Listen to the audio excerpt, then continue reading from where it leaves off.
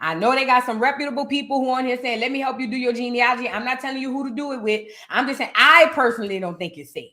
But then I had saw this girl on TikTok.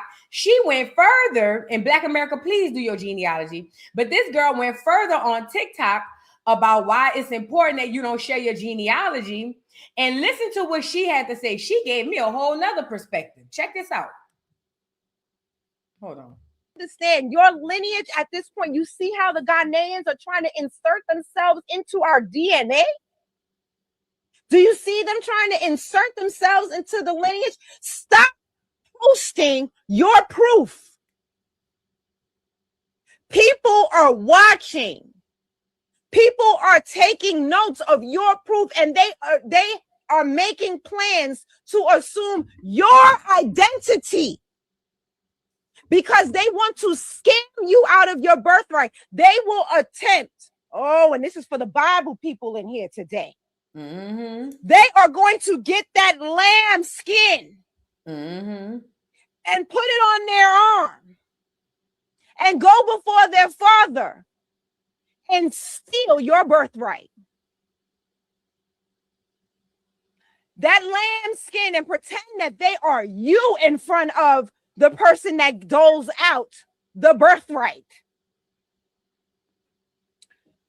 So when you are posting your census forms, you are posting your death records, you are posting pictures of your family members. There are people watching because I've heard them talking. They are screenshotting. They will attempt to steal treat your lineage like your social security number. Call that to the vet. Don't show it. Don't give it to nobody. I was in the space the other day. They started asking me questions. I told them I don't answer no questions. I don't have to answer to you. My lineage is verified for me. Facts. Not for you. So when you're giving people the evidence to who you are also giving them the ability to blackmail you with it, to strong arm you with it, and to steal your birthright. So before you hand over your... Shout out to this sister. She was spitting. I never thought about posting the genealogy. Now, I know some people, they'll post stuff because they have their stuff public, because a lot of people writing books. I get that. But even then, people are still cautious. But I just feel like, and again, a picture is one thing. It's just, you got to be mindful of these tethers and these people who are trying by any means necessary to wear your skin and be you. You know what I mean? Remember, that's what this whole war is about outside of us. Y'all know that, right? It really is about, and I saw this on TikTok too. It really is about what's going on here in America. Everybody fighting over land and this, that, and the third, but a lot of it is about what's going on here in America. And Black Americans are the only ones who are not like affected by this. So with that being said, I'm saying to y'all, just be cautious with your stuff. Census records, I wouldn't post. A picture, maybe, you know what I'm saying? But census records, I just wouldn't post. I personally, I know a few times I was like, oh, I could post this. And every time I either forgot or something came up where I didn't. And every time I went back to revisit thinking about it, something will always come up. And then when I saw that girl video, that was confirmation. The ancestors was telling me no. You see what I'm saying? So I don't know, or at least be cautious. It was just kind of telling me to be cautious. So like I said, and I know for me in the future, I will be very public about my ancestry because I have a lot of plans going on.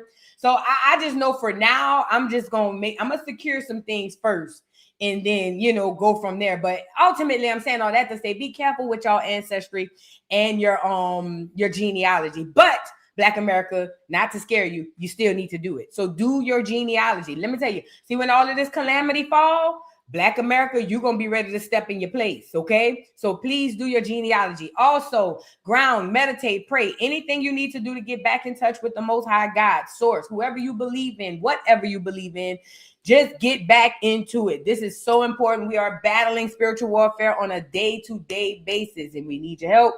So please, please, please, y'all, ground, meditate, and pray. Also, Babe is the new wave. Make sure you guys are hitting up the website, voodoodolltvshop.com. This is my little brand that I created called Babe, Black Americans versus Everybody. And basically, I'm just starting off with it and seeing how it goes. I love it. The product speaks a lot about where we are in society as Black America today. Black Americans are finally realizing it really is us versus everybody. So I think that I put a lot of intention into this brand. So if anybody wants to support, the link is pinned to the top of the chat. Black Americans versus Everybody. The website is voodoodolltvshop.com if you would like to support. Okay. But anyway, I think that's it. Let's get into what we got on the docket today. Y'all get in here and get the likes up on the video. If you're sensitive about the civil rights movement, click off because I'm going to make you mad today. And you're going to want to unsubscribe. And some of you probably will. And that's okay. But let's get into it. Mike, Martin Luther King. He has been accused of being an agent. Now, I've done research and I said for a fact he was an agent. And I'm so tired of Black Americans telling me, well, but he did this and he did that. I told y'all, people do good and bad things. That does not mean that the bad things they do, we need to forget about, okay? And what Martin Luther King did for us or did to us, the bad parts, we are still suffering to right now. That's why we got tethers over here. We windmilling behind. This is all Mike fault, but we gonna get into that. Then we got the Magic City owner responds back to the backlash, and he basically says this is no big deal. Also, I want to bring up the D1 situation. I'll talk about it. Also, Rolly, the guy who Clarissa Shields is trying to fight in the ring, do a 10-round fight with, he finally responds and said he will not be fighting a woman. He do not hit women. And I thank the Most High God for that because Clarissa Shields is really rattled in the brain. So we'll deal with that. Oh, Jamal Bryant, past the holy whore, called off the doggone boycott down at the Target. And now the Negroes and the knee gals is windmilling. They feel like, who is Jamal Bryant to call the Target off, the boycott off? And I'm over here saying, well, why can't he call it off? He called it on. If Jamal didn't come on here and tell y'all to boycott, y'all wouldn't have been boycotting. So why he can't come on here and turn it off? I'm just of confusion. We're going to get into that. Egypt, the girl who got knocked out by the professional boxer, she responds and a few other things. No, did I tell y'all about Boosie and Turk? And Boosie and Turk. Did I tell you about that? Boosie responds to Turk saying that rappers and some rappers going on PC to be safe is okay. And Boosie at 60 years old, still fighting cases his damn self, is over here trying to tell Turk that he's wrong for telling rappers to go on PC. I'm just so... We'll get into that. Y'all come on in and get the likes up on the video. Shout out to everybody that is in attendance in the building. If you are new to the channel, just subscribe, y'all. And hit that notification bell as well. Where do we start? Hold on. I think I got a couple of honorable mentions. I do. Hold on. Stay right there. Oh, and we will be going live at the Dollhouse tonight. I have an honorable mention. I know you lying. Dwight Howard responds after Amy came on the internet with a big old bag, a bike, a big old grocery bag of that boy. Look, Dwight Howard has responded. I'm going to give y'all a tidbit of what happened in the call with Amy. Look. Buddy, I gotta say, whatever y'all don't understand, I live with him. He needs some help. And this is it. This is what I'm fucking losing my fucking marriage to. This shit right here. I told everybody, y'all gotta help him. He is spiraling. I'm in here with him. I'm trying to love him through it. This girl had a pound of cocaine in the car. And my thing is, she just the wiping and the snacking at the nose, swapping at the nose like as if she ain't got powder all over her fingertips. Girl, I told y'all, Amy must be diving on the ski slopes as well. But we don't need to get too much into that. Let's get into Dwight. Dwight responded. He says, never done coke in my life. Y'all will believe everything y'all see on the internet. LOL. This is what Dwight said. He said he's never done coke. He's never been to Aspen or the ski slopes, and y'all just gullible. Look, with his little ugly tail self. Look at shoulders. Big old punk. Just a big old beanpole punk. I wish Amy was live when she recorded that video. I would have called 911 and swore to God they had weapons in that car and got everybody arrested. The churn too. Say what I said. At this point, go pick up Royce and her little boy too. I don't care. The whole thing is crazy. Crazy is what it is. And I'm not going to let these people play in my face. Oh, boy, you know you done did coke. You know you done did coke.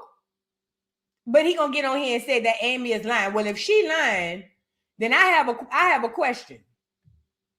If she is lying, then what is this? Y'all don't understand. I live with him. He needs some help. And you know what else I was wondering? Do they make like crack containers? Because listen, I'm not the most intelligent on drugs. I'm sorry, I wasn't raised like that. I had a mom and a daddy, and they didn't do drugs. Well, my daddy smoked weed, and I don't know if he did anything else because he never did it around us. But for the most part, I didn't come up around a lot of drugs and all of that. So when I saw the little container where she dipped out the crack, because that's got to be crack. Hard cocaine always been crack. So I don't know that, and y'all gonna get on here and tell me, oh, but he might have just clumped it together. That's crack. That's crack. But I'm trying to see. Do they sell containers for crack? Like, can you go on YouTube? Can you go on Amazon and get a crack container? Because the container she opened was really nice. And this it was like sterling silver. Look. This. It's like, you know. This is what I'm fucking losing my fucking marriage to. This shit. Bitch, that's crack. Nah, I ain't gonna. Hey. Like I say, I don't know everything there is to know, but I know that's crack. Crack. And y'all thought the people not doing crack no more. You lying to me. And can I say this too? I know somebody who knows somebody. Hello.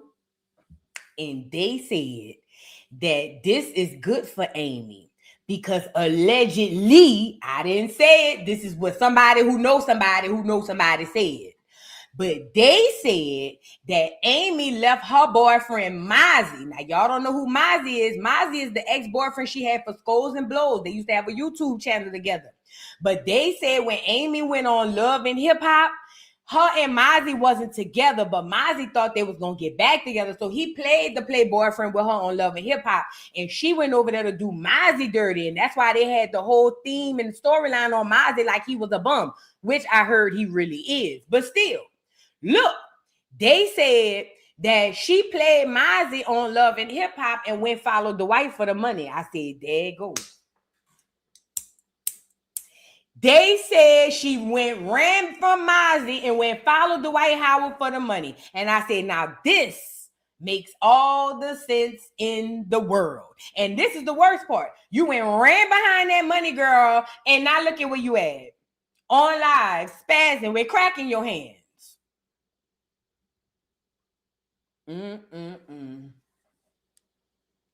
All money ain't good money. Y'all girls better stop running behind that money. Didn't y'all see that Charlie Paper movie? When that girl ran behind that man with all that money and he was on the jet, RAPE in her, and then he ended up giving her AIDS. Y'all remember that? Girl, y'all running behind that bag. Y'all better stop chasing these bags, honey. Because that girl on Charlie Paper movie ran into AIDS. She done ran into crack. Like, you can't make this up. I don't want to run by. I don't want to chase no bag. I'm scared. Every time somebody chase the bag, it lead them somewhere dark. I'm scared. I don't want the bag. I'm good. Girl, it's a lot happening on this internet. It is a lot happening on this internet. Let's move on. I got. Oh, you know we about to talk about this. She ran into crack. She did. She ran into crack. You ain't see the picture? Amy ran behind the Munions. Let me get her on here. And ran into crack. Wait, let me get it back over here. Oh, I missed it. I passed it up. But she ran into crack. Yeah, she did. She ran right into it like a dog. Like a park car. Ridiculous. Girl, I'm scared of the crack. I'm scared. Anyways, what you cooking? Thank you for the super chat. Says, hey, boo, I find it crazy that at these businesses will have fundraisers for cancer, but yet we're finding out they're keeping treatments from us. It says, Papa Do's popped up on my phone asking for funds. Happy birthday. Thank you, beautiful. I wouldn't give, let me tell you 2 places I would never donate to. Nothing that say cancer or anything that say St. Jude. I'm not giving a nickel to anything that say cancer or anything that say St. Jude. Get it up out of here. When them people come up, oh, would you like that? And round your dollar up, add a 15 cent for St. Jude. F them churn. Nope. Let me tell you why. And it ain't for them churn. I don't believe St. Jude is a hospital. I believe they be in the... So there's this commercial that comes on, right? And this is before that. But there's this commercial that comes on YouTube, and it's a commercial. Y'all may have seen it. It's this clear man on the phone with this little bitty girl. You could tell the little girl got cancer or something. And the little girl be saying, hi, would you like to play with me? And the clear man was on the other phone, on the play phone, saying, yes, I would like to play with you. When I tell you, every time I hear that commercial on YouTube, it gives me the heebie-jeebies because the man, and immediately the download I get is that they be in children's hospital abusing them children. Do it. You know what I mean. I ain't got to go into detail, but you know where I'm going with it. And they hiding behind them cancer treatments and all of that stuff to do it. I've always had the icky heebie-jeebies behind that St. Jude crap. I never really liked it. And especially knowing that it's Catholic, we know what them priests be up there doing. Honey, I wouldn't round it up a half a penny. Nope, give it back. No. I don't get to no fundraisers because they all capping. Everybody lying. If you want to help somebody personally, hand to hand. See somebody in the street and go help them. All of that, I don't do all that. No, baby, we don't do that. We don't do that. But speaking of y'all, let's move on. Oh, no. I want to read a couple of more super chats. Y'all get the likes up on the video, please. Hold on, y'all. I forgot I got to read some more super chats. What you cooking? Thank you for the super chat. Says Mozzie said he thought that was starch in the bag. It probably was. I heard he went live with my little cousin, huh? Man, they say Mozzie. I ain't going to say what they said about Mozzie. Mozzie seemed cool. But, man, Mozzie got to get himself together, man. Mozzie, bro. Mozzie, you and that girl was doing YouTube 10 years ago. You should already be the king on YouTube by now. Mozzie got to get himself together, man. I don't know what he's doing, though. Thank you. What you cooking? Nicole Smith, thank you for the super chat. Says, yes, ma'am, Miss Boo is gorgeous with or without hair. Yes, honey. Yes, honey. Thank you, beautiful. I appreciate you. And then we have Miss Hill for real. Thank you for the super chat. Says, it's all in her system just by touching it. I thought they say when you touch it, it make you go numb. That's what I thought. I don't know. You know? Anyways, Tracy White, thank you for the super chat. Says, hey, boo, got my babe crop top and coffee mug. I can't wait to order more. Thank you. Oh, thank you so much. And shout out to everybody who been hitting me up on the orders. I appreciate each and every one of y'all for all of your support. Thank you. And thank you, Tracy. I appreciate you so much. Y'all get the likes up on the video. Another pastor is on here showing y'all how to pay tithes. For y'all who forgot how to pay tithes, this pastor is going to give you a physical example of who comes first when it comes down to your bills and your money every day. So he's going to put up a person who's going to represent food, a person who's going to represent shelter, a person who, all the things that you need. And according to this pastor, you are supposed to forsake food, water, and shelter to give the pastor, because he's going to call it to God. God don't accept deposits. God ain't looking for your coin. But this man here wants to call, I guess he's calling himself God, because he's going to show you guys how you should pay tithes to the church first before anything else. And he gave a great example for the people to follow. And this is the worst part. When I hear the people respond and repeat what he's saying, it scares me, because I'm like, oh, wow, they're really taking this stuff in. And this is the psychology that the pastors don't tell y'all about. Because what you don't know is they take psychology and sociology, and the purpose of that is to learn how to continuously manipulate you. They're not taking these courses to give you therapy advice at the end of your marriage. See, y'all think that, oh, I have a degree in psychology, and you'll be over there, yeah, he could be my therapist, but that ain't the degree. The degree in psychology is to learn how to keep you manipulated in here and in here. Does that make sense? So they'll never tell you that, but I'm telling you that these people are thieves, and they are agents of the enemy, okay? So let's get into it. This man gonna show y'all how to pay y'all tithes. Pay my tithe is what? 100. So, man, I got to pay my daycare. They're gonna kick my kid out. Here we go. All right. Oh, also, I need to pay my phone bill because T-Mobile about to cut me off. Grocery. Ooh, my kid's hungry. Oh, the Lord. Oh.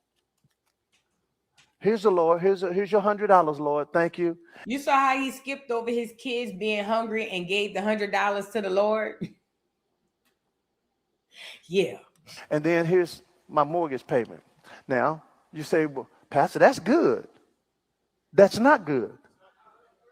Now, see, here's the difference. I'm helping somebody right now, because if you just switch the order, you will see some increase come. Most people do what I just did. Watch this. They gave a tenth to the Lord, but they didn't do it first. We gave him a tenth, but this is how you can give a tenth and not give it first. But the scripture says the first one is what? So I done gave my money to somebody, holy money. I done gave it to the phone bill people. And you only give the tenth first to somebody who can bless you. So let me give me my money back. Give me that. Give me this. Give me this. Give me this. Give me this. Thank you. Thank you very much. Now, this is what should have happened. So who should I give to first? The Lord. Switch places with somebody, Lord. So it don't matter where the Lord is on this. What matters is if whatever comes out first belongs to who? Okay, so here you go, Lord. And so watch this now. As I begin to pay other things, and let's say now it looks like I'm coming up short, God is obligated at that point to supply all of my need, because he's supposed to do that, because I've honored him with the first. God cannot use your revenue. He can't use it for nothing. That what is God gonna do with y'all money? Pay the light bill? Like, and this is the worst thing about the church. The church don't feed nobody. So while he's saying pay the church first and not feed your kids, who's going to feed your children? Who's gonna do that? They don't give, the church gives nothing to the community, nothing. And they get to just rob y'all blind any given Sunday. Somebody put in the comments that they took a few weeks off after that Drewski skit and got right back to it. And I say, you know what? That makes all the sense in the world. Because for a little while, we wasn't seeing none of these pastors. Now, all of a sudden, here they come back at it like they left something. Black Americans, I'm people, period. If you still running out behind religion in the building, I feel bad for you. But let me tell you something. Please use your discernment. If you don't do nothing, use your discernment. There are a lot of wolves in sheep clothing, and they are here to rob you blind of everything that you have. Okay. So if I were you, this is just me. If I were you, I would be mindful of the people asking you for money. And I would also be mindful of giving them money, especially people who got more money than you. These pastors be having all kinds of clothes, cars, all types of things. Make more money than you would ever see in your life. And they coming to you asking you, talking about tithes, and then naming it the Lord. That ain't the Lord. Because God can't use your money. He can't do nothing with it. It's just these demons, well-dressed demons. That's all they are, is just a bunch of well-dressed demons. Right, I am Sharice. Close the doors. That's what it's giving. Close the doors, you know? It's a shame, though. Let's move on. Who tagged Oxtail Nick? What the people, what the heavy boo people? Come get your people, man. Come get them. Come get your partner, man. Y'all, somebody from New York, come get Buster. Who done stuck a jerk chicken down this nigga neck and asked him to join in on the beat? So apparently he calls out T.I. and according to, I didn't tell y'all who. Busta Rhymes. He called out T.I. for a versus battle or album battle or something like that. He said that T.I. messing with the wrong one. Now, you know they say, I didn't say it, but you know, allegedly they say that Busta Rhymes is very loose-wristed. They say he a punk. About him, too. Ooh. Could you imagine that big old burly nigga just, you know what I'm saying? I mean, I'm not a gay man, but if I was, I still wouldn't want no big old Santana-looking ass nigga. You know, growling. You know what I'm saying? But anyway, yeah, I got to tell y'all a dream about how a gay guy let me move in his house one time. This is off the script. And I ain't going to tell y'all the whole story, but this gay dude let me move in his house one time, and he was so nice for that because I needed somewhere to live. But I had to leave in like 3 days because he was meeting men on OnlyFans and was getting his cheeks clapped in the next room. The most uncomfortable thing I've ever been into. Oh, and I was just sleeping on the couch, girl. All of a sudden, all you hear is, and he was a gay white man, or old gay white man. And he was getting young punks. I said, oh yeah, I got to get up out of here. Girl, it was scary. It was like watching, I thought Jason Voorhees was in the next room, girl. It was a time. I'm going to tell y'all that story one day. I just can't today. But yeah, so uncomfortable. But anyway, that's off the subject. Somebody tagged Oxtail Neck, and now he want beef with T.I. Now, let me just say this. What's this boy name? Busta Bus. Me knowing that he's a punk, that make me feel like you only jumping in because not my man. And I'm talking about 50, that is. You know what I'm saying? So I don't know how this happened. Let me see if I can read a caption or two. Maybe it could tell me something. Busta Rhymes really put T.I. in his place accordingly. Got to respect that. May God bless America. T.I. is definitely in the comment section. So let's get into what Busta said. He's calling out T.I. for the rap battle. Remember, Tip wants the beef with 50. But Busta and that dude that I like, Spliff Star, he with him, and look at him behind him. They want all the smoke. Let's get into it. Whether you in them shits or you not in them shits, and you got every age group bouncing off the wall, then you could talk this shit that you talking to me, man. You got a whole lot of work left to put in that you ain't put in yet. Young, old face looking ass nigga. See, you a king, I'm a god. You looking like a king and running your mouth more than looking like a king of the South. That's me. If I saw the way that you was carrying on and behaving when, you know, the whole thing went down with you and 50 and it ended up not happening. And with all jokes aside, I'm not playing when it comes to respectfully competing. I will bust your ass for real, bro. And I'm going to bust your ass at any given point in time. You feel like you ready to revisit this. If you just so happen to choose to revisit this. I don't even got to do no competition with you with any record of mine prior to the day that you released your first single. I could just go to that one section of my catalog and deal with you accordingly and bust your shit. That's it. Whether you in them shits or you not in them shits. So that's what Busta Bus had to say about Tip. He said he want all the smoke. Now, I'm going to just say this. This is where the New Yorkers lose me. Because shout out the Bus. Bus got a few bops. Gonna make your body wet. He got a few bops or whatever the case may be. But we don't have no Busta albums in the South. I have never in my all days been nowhere and somebody say, put the Busta Rhymes album on. Never. I don't know if he's planning to compete musically, like hit for hit. Busta's not gonna win. T.I. got too many hits on him. Lyrically, I don't know if he think because he raps fast, then he's gonna automatically have the up against Tip, Or, you know, I'm not taking nothing away from Busta. Busta is a dope lyricist. I'm not even gonna take that away from him. When it comes to writing the rhymes, he is dope with that. I ain't gonna play on him on that. But Busta, I think he think higher of himself than he really is, like most New York rappers and stuff. No shade. Y'all be really thinking, y'all, I don't know. I think it's something that goes on inside the Big Apple. It's got to be something in the Big Apple.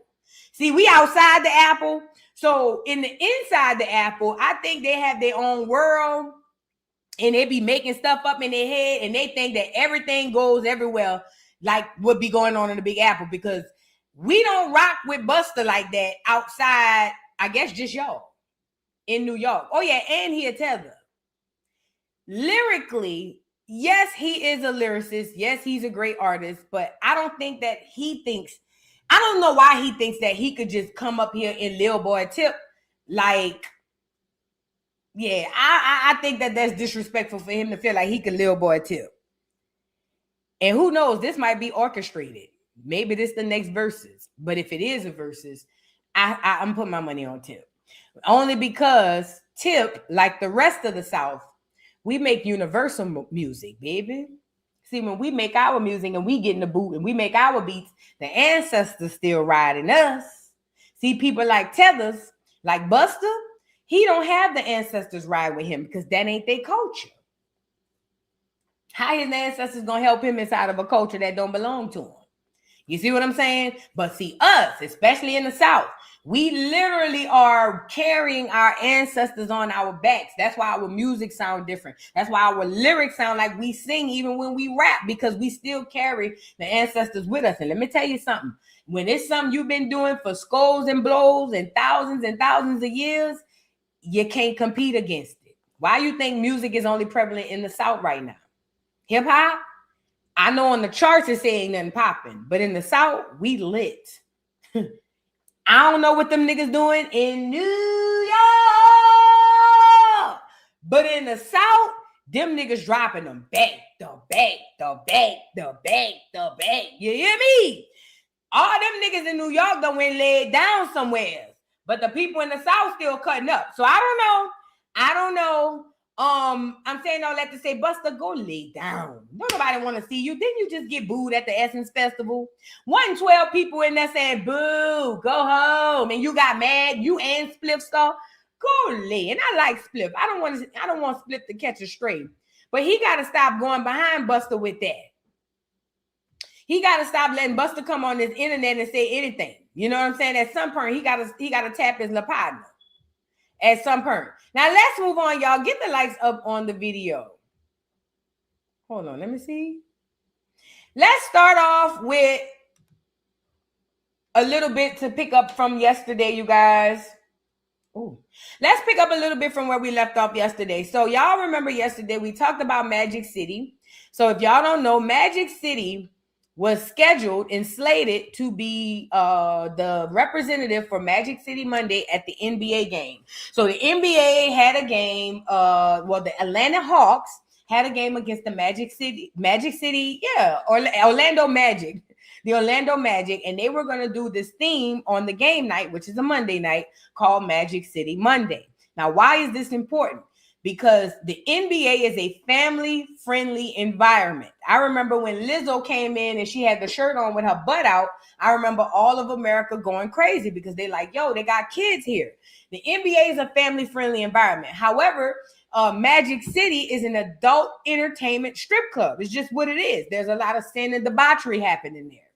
I don't think that it's wrong to have Magic City. As a matter of fact, I've gone to Magic City. Shout out to all the strippers. Shout out to y'all. I used to wish I could.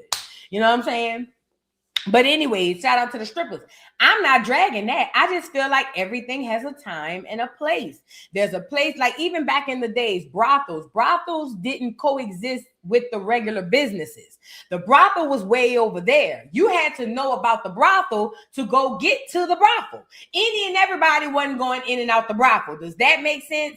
But it seems like in 2026, because there's so much spiritual warfare going on, there's a lot of mixing and commingling of things, and it is for the worst of the society. And the NBA, or at least the Atlanta Hawks, trying to invite the Magic City Monday to come to the game was insane.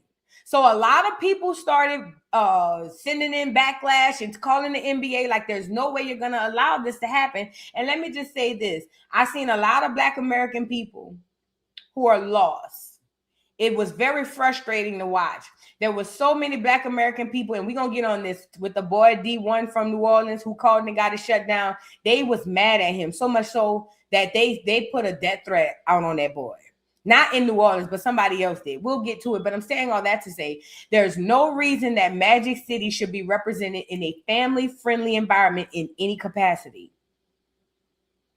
What you guys are trying to do is make the abnormal normal, and it's not okay. You are going against a natural rule. Again, I'm not saying it's wrong to be at the strip club. I like the strip clubs. I haven't been one in years, but shout out to the strippers in the strip clubs. But what you are attempting to do by being led by this enemy, because Black Americans don't play like this. Black Americans are the most conservative group of people we know. Yet and still, we done let this internet scramble our brains like eggs. So now we don't have no convictions and we mad at all the wrong things, but we have never coexisted or commingled our secular life with church or with God. We've never done that. But now, because the enemy in the algorithm tells you guys to do so, now it's a problem. Now it's not that big of a deal. I heard the owner says, well, it wasn't going to be strippers there. It was just going to be t-shirts and it was just going to be wings. Any sort of representation at that game is advertisement.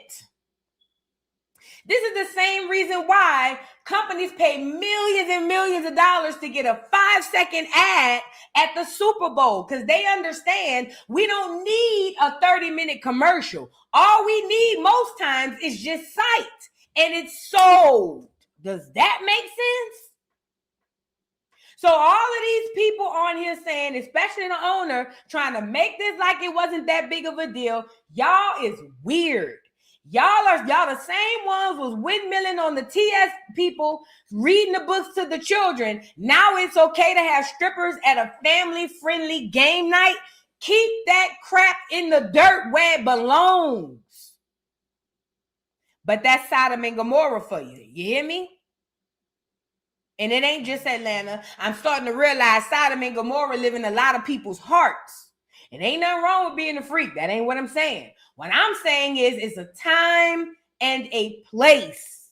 Children should not be exposed to anything adult-wise, period. Especially anything sexually related. Let children be children. Let them grow up, and if they decide at 16, 17, they seen a stripper online and they want to go down there and do it, let that be. But stop trying to create these people in these environments, and that's what's really going to happen. What they're doing is when they advertise this stuff, they're creating an environment to raise a whole generation of people to think this is okay. This is why we still trying to get over the sexy red craze. I'm sorry. We still got women who think getting an abortion is birth control. But anyways, I want to show y'all the Magic City owner. He did a podcast, a radio show, I don't know. And they asked him about the situation. And he said he don't think it's a big deal because it was just wings and t-shirts. But it's way bigger than that. If it was just wings and t-shirts, then I promise you it wouldn't be this big of a deal. Advertisement works on the subconscious, not the conscious. At least great advertisement. I took marketing in college. Great advertisement works on your subconscious, not your conscious. And if you want to know what that sounds like, it's, I don't even like this meat, but you see so and so many people eating it online. So to now all of a sudden you eating the meat. Does that make sense? Or you don't like it. I don't really think I'm going to taste it. Then you go somewhere, then all of a sudden you have a change of heart. That's great advertisement, okay? And that's what Magic City was going to do that subtle sub to advertisement to those people at that game. Let's get into the owner. It says Magic City owner Mr. Magic says the backlash over the now canceled Atlanta Hawks Magic City Monday promotion was overblown. Speaking on Young Jock Street Morning Takeover, Mr. Magic said they blew it out of proportion. It was just chicken wings and a name. He says the NBA recently shut down the planned collaboration between the Hawks and the iconic Atlanta strip club or nightclub set for the March 16th game against the Orlando Magic at State Farm Arena. The promotion originally included Magic City's famous lemon pepper wings, themed merchandise, and a halftime performance from T.I. Even though the official promotion was canceled, it says parts of the event will still happen. T.I. remains scheduled to perform during the halftime at the Hawks versus Magic game. Mr. Magic also confirmed that Magic City staff still plan to attend the game to support the team. It's going to be great. We still coming out, he confirmed. However, the club's well-known lemon pepper wings will no longer be a part of the arena experience. Let's get into the owner right here. The collaboration really is not necessarily a bad collaboration. I think that there was certain emphasis on the collaboration that got ahead of the collaboration that made people skeptical. Yeah, they blew it out of proportion. It was just chicken wings in the name. How did you find out that the promotion wasn't going to happen anymore? And can I say this too? I don't mean to cut them off. This brother right here, all he cares about is whatever money he stands to make from this collaboration. He could care less about what it does to the people. He could care less about the kids. He could care less about any of this. Him, T.I., Killer Mike, and all of these people that are advocating for this stand to make a lot of money to put this stuff in the NBA. So I need y'all to understand that. He gonna sit up here and tell you it's no big deal, and most people are gonna go with that because they don't think for themselves. But I'm telling you that advertisement was going to be horrible. You know what it reminds me of? What's that sister who came out here and said, well, remember when Snoop Dogg did that album, Dolores C. Tucker? When Snoop Dogg put that Doggy Style album out where he was calling women all kind of bitches and hoes. Rest in peace to the ancestor, Dolores C. Tucker. She fought tooth and nail because you know what she said? If we allow this to happen, it is going to become trendy and then the value of our women will fall. Now look where we are. I feel like what's happening is people are trying, like myself, we're trying to Dolores C. Tucker here. We can see the long term where this is going to end. So if you implicate Magic City, rather it's t-shirts and wings, it doesn't matter. If you implicate those things into this NBA game, it is going to literally take like poison in the audience. It is.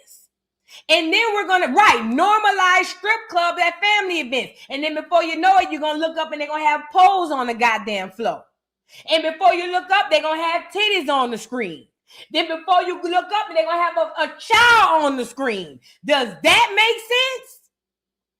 So I don't give a damn about none of these rappers. Don't give a damn about the owner. Don't, because all they know is this takes a lot of money out of their pockets to get everybody to say, we don't like this. So, of course, they're going to reverse psychology this crap and be like, oh, it wasn't that big of a deal. Bull crap. Don't you forget it. Phone call came in. Okay. And somebody told me. And I told you. The OG light went off. That bing, I kind of. Big bang take little bang. The big bang go and take the little bang. Okay. Yeah, that's a lesson in wisdom. Because it's like a lot of people, who don't have the knowledge that certain things can't go on. They picture the cheerleaders in thongs and people walking around. They took it to all that level, Yes. like we were going to turn girls loose on. But y'all already said before it wasn't going to be any wasn't nudity nothing. at the game. The game is still going. Yeah. T.I. still set to perform. Yes, it's going to be great. We still coming out. Still, the collaboration really is not necessarily a bad collaboration. It is a bad collaboration. This is the same rap community that advocated for us to keep drill music. How many children did we lose? Stay right there. How many children died from drill rap? There's no exact number of children who have died as a direct result of drill rap, as deaths are often reported as gang-related or street violence, but the genre has been explicitly linked to a significant number of homicides involving teenagers and young adults. The same rappers was on here telling us It's freedom of speech. How many mothers lost their children? How many mothers lost their children because of freedom of speech? Do you get it? Are y'all catching on? It starts off convenient, or it starts off small, so you don't know. This is how clever that enemy is. It starts off, oh, it's just wings and a t-shirt. Oh, it's just calling a girl bitch. It always starts off, oh, it's just, until you look up and it's over. Too many of our children are dead right now in the grave because of drill music. This the same industry that went up there and fought and told us that it was freedom of speech. I'm pretty positive all of those mothers, if they could turn back the hands of time, would have fought tooth and nail against this drill genre. Stop looking to these people for your answers. These people are agents of devils. Do you understand me? Most of them have their money from operating in demonic spaces. This is the owner of Magic City. I'm pretty positive if somebody went and looked through his information, he done hired a bunch of kids to work at his club. Don't start me. Stop looking to these people. These people are specifically here to keep you stupid. They are your enemies for real. I get it. They are talented. I get it. I like their movies. I get it. I like their music. Y'all got to learn to separate that from the person, because the person is hiding behind the talent. And while they hiding, they're going to jump out on your ass like a boogeyman, and it's going to be too late. You get too caught up in the talent, the rap, the music, whatever it is. You get too caught up in it. And by the time you look up, if it was a snake, it would have bit you. There's no reason for Magic City to be nowhere other than Magic freaking City. It is a after-hours adult entertainment strip club. Period.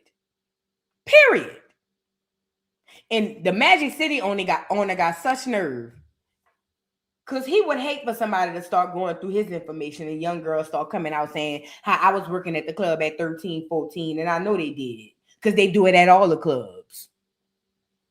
Oh, I was stripping at 13.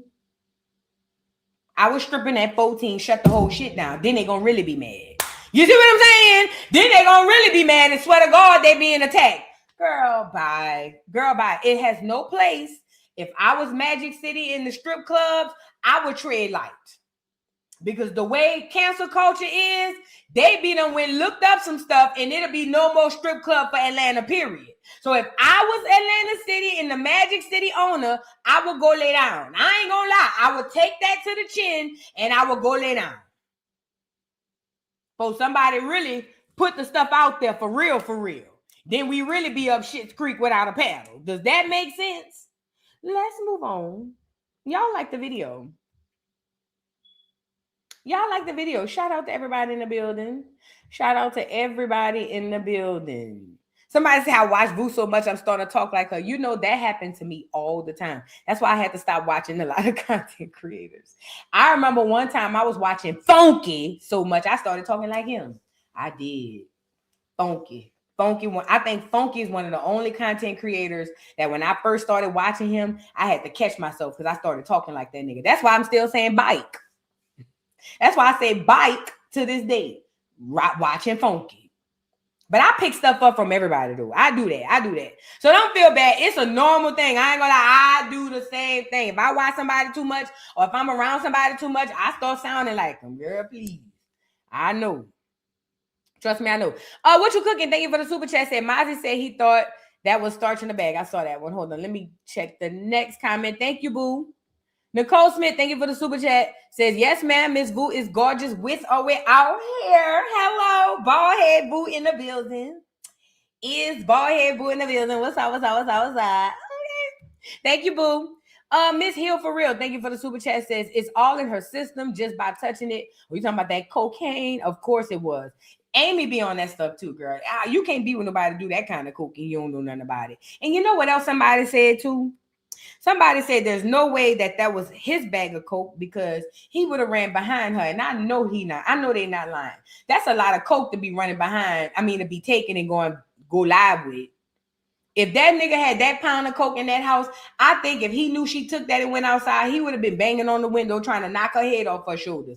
Because I remember one time I had stole some weed from my boyfriend years and years ago, and that nigga wanted to take my head off my shoulders. It wasn't even a lot of weed. Then this the worst part. Look how God is. I stole the weed from my ex-boyfriend / baby daddy / husband. It was him. I stole the weed from him, and then somebody stole it from me. I swear to God. I stole the weed from him. We got into it. This was years ago. In the early 2000s. I remember we got into it, and I said, all right, I'm about to show you, bitch. And I took the weed, and I put it in my car. And I remember I went by somebody I used to know, and I was telling her that I stole the weed. Her brother stole the weed from me. I said, oh. I said, God work in mysterious ways. Look at that. That nigga had that weed. I said, oh, rest in peace, Kennard, bro. Tracy, thank you for the super chat. Says, hey, boo, got my babe crop top and coffee mug. I can't wait to order more. Thank you. I think I read that one. Thank you, beautiful. I appreciate you. Am I going back to the same ones? And thank you, Miss Florida 0588 for becoming a new member. I appreciate you. Trey, thank you for the super chat. Says the money from the little donation boxes goes back to the company. They make a donation and we repay them throughout the year. And in other words, scam. Child, all of that sound like a scam. Sending your money and all of that. Ooh, did y'all see? The girls are fighting. Y'all saw Tasha K getting into it with Bondi Blue? We gonna Joce this evening. I think we'll talk about it this evening. I'm gonna give my opinion on it. Yeah, I've been watching. I've been paying attention. Bondi Blue is for y'all who don't know. Y'all meet me at the dollhouse later on. So Bondi Blue is beefing with Tasha K. Apparently, Tasha K said she gave Bondi Blue a job. She said Bondi Blue went back to her platform and dragged for her down to the ground. And I said, oh, we gonna get into it, girl. We gonna get into it. Meet me at the dollhouse later on, girl. Meet me at the dollhouse. Oh, there's a lot of fires going on around here. Let me watch myself. Let me sit my little bald head ass down. Look at me. Let me sit my little bald head ass down, girl. I don't want no smoke with nobody, but we gonna Joce. And we gonna see what's going on. Y'all get the likes up on the video. Oh, y'all saw Egypt, Chris. Now, y'all remember Egypt. She is Tretch and Pepper's daughter. She married this man who's bisexual or gay. And she got knocked out because she ended up fighting a man who could fight better than her. Hold on. She ended up fighting a girl who's a professional fighter. And Tretch, who's Pep's father, he accuses her husband, which is this guy, of setting up this fight, knowing that his daughter Egypt wasn't ready. Let me show y'all. Let me see if there's another video from the. Okay. Here is a picture of her being knocked out. So y'all remember Tretch from Naughty by Nature. He has a daughter with Pep. Her name is Egypt Chris. She got into a fight, or at least a boxing match, with this girl who's an actual Olympic professional. And she's an amateur. She's never fought a day in her life. Anyway, she got into the ring and ended up getting knocked out. When she got knocked out, Tretch put this message out and was like, yo, he feels like her husband set her up for the kill. He says because the husband is the manager and the trainer, and he should have known better not to put his daughter, Egypt Chris, in harm's way by having her get knocked out by a professional boxer, which I agree as a parent, okay? He has responded. She has responded. Let's get into her response first, and then we'll get into his response. So this is Egypt. That's Tretch's daughter. She looked just like her daddy too. And this is what she has to say about the situation since she done got knocked out.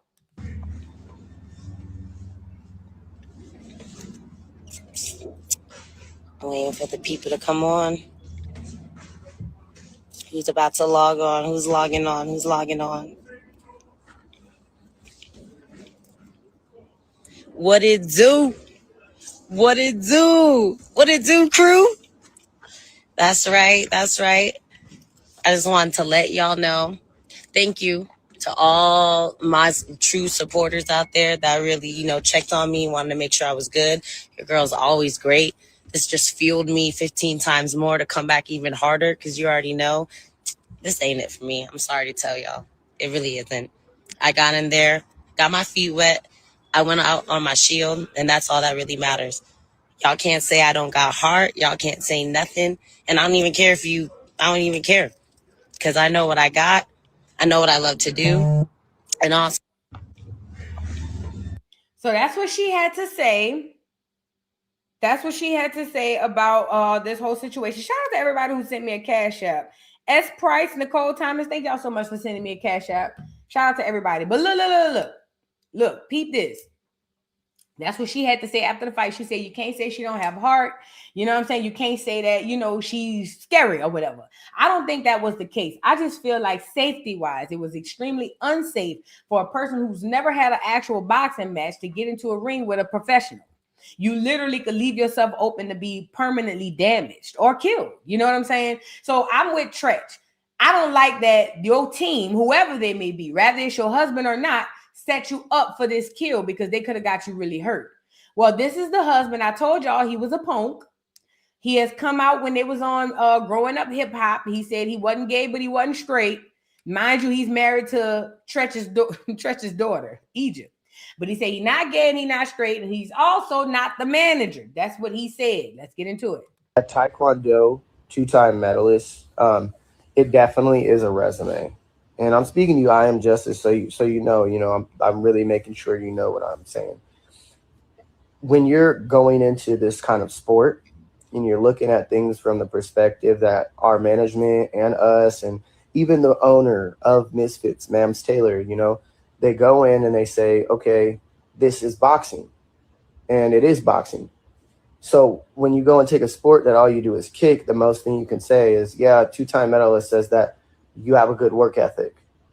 It really means that. It means you're going to work hard, you're going to train hard, and you're going to figure things out, which we prepared for.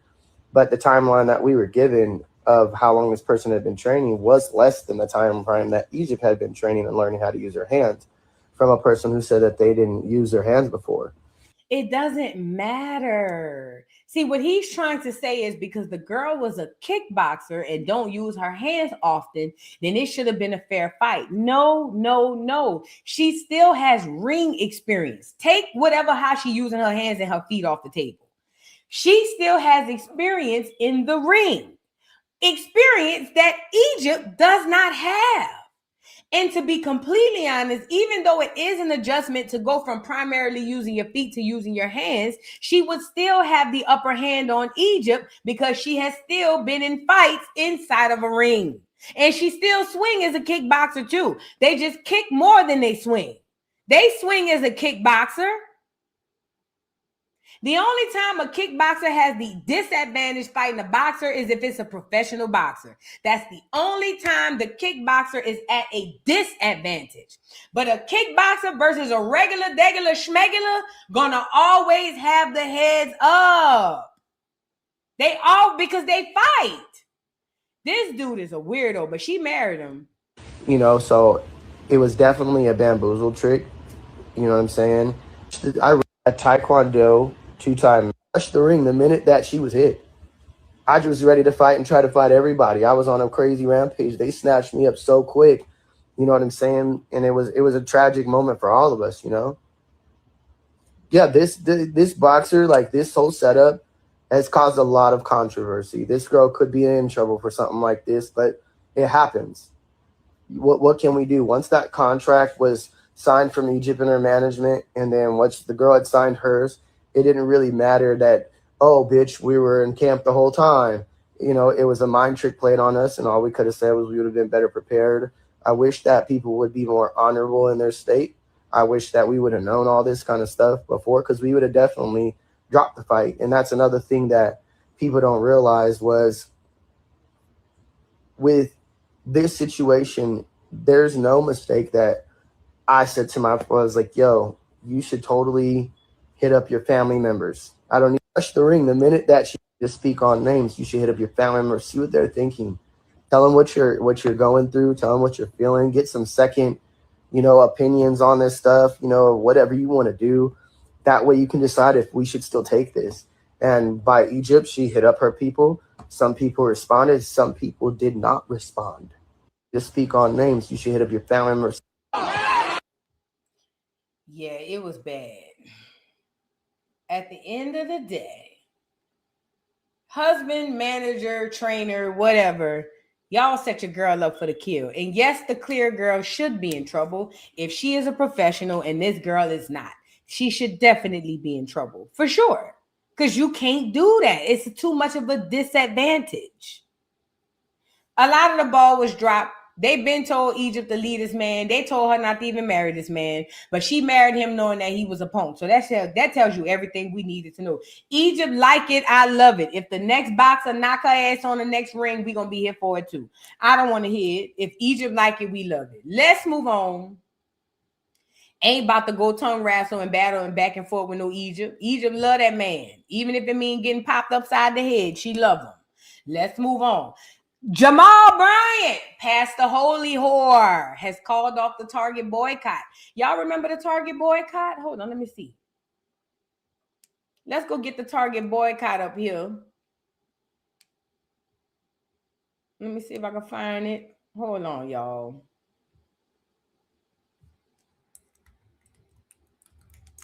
So Jamal Bryant at first came up with this boycott Target thing for DEI. Remind you, Black Americans do not reap any benefits from DEI, but because a lot of us are misinformed and we think that we do, Jamal Bryant was able to get a whole bunch of Black Americans to boycott Target. Now, it wasn't for me because I don't shop at Target. Too rich for my blood. I'm a Walmart girl. I be in there trying to get up in and out of there without my bra on. You feel what I'm saying? I'm in that bitch with a pair of flip-flops, a long t-shirt, and no bra. I'm just in here trying to get some bread. You see what I'm saying? I am not a Target type of girl. That ain't my type of time. I like to be in there where they might throw hands. You see what I'm saying?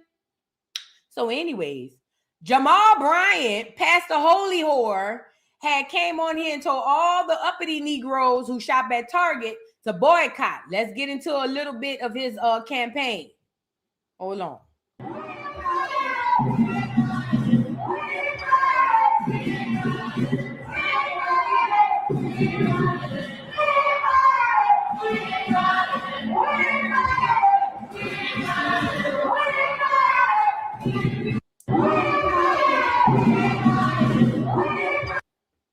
Girl, look at Jamal. Bitch, look at Jamal up and down them people escalator. I wish I would work at the mall. I would have turned the escalator off mid-protest. I wish I would have worked at the mall in charge of the escalators. If I would have saw that nigga coming up and down this escalator with his fist up, I would have shut that bitch off mid-stride. That bitch would have fell down the way I would have shut it off real fast. I'm so tired of Jamal, girl. Y'all plays all day with these people. He done went got him a camo jacket and put a fist in the air for the niggers to boycott the uppity niggers, because I'm a low-level nigger. You feel what I'm saying? But he did it for the uppity niggers to boycott the Target. And they did. Yes, they did. They boycotted down to the ground. I seen them. Except at Essence Festival. Y'all sure was in line getting that free stuff at Target. But anyways, ever since then, they boycotted for about a year. And now Jamal said boycott is over. And the people on the social media is saying, how the hell you gonna call a boycott off? And I'm over here telling y'all why he can't call it off. He called it on. Get Jamal back on here. Why he can't call a boycott off? He called it on. See, y'all get to acting crazy. Y'all, some niggas get amnesia, and I don't like that. Now I got to take up for Jamal. Because who the hell is you to say he can't call it off when he was the one who called it on? See, y'all niggas get to getting y'all done with the boycott for so long, y'all got to feeling y'all self, and y'all forgot who was in charge. I think if Jamal won't turn this bitch loose, he could turn it loose. He made it. Why not? Y'all out of pocket. But anyway, let's get into a little bit of the backlash.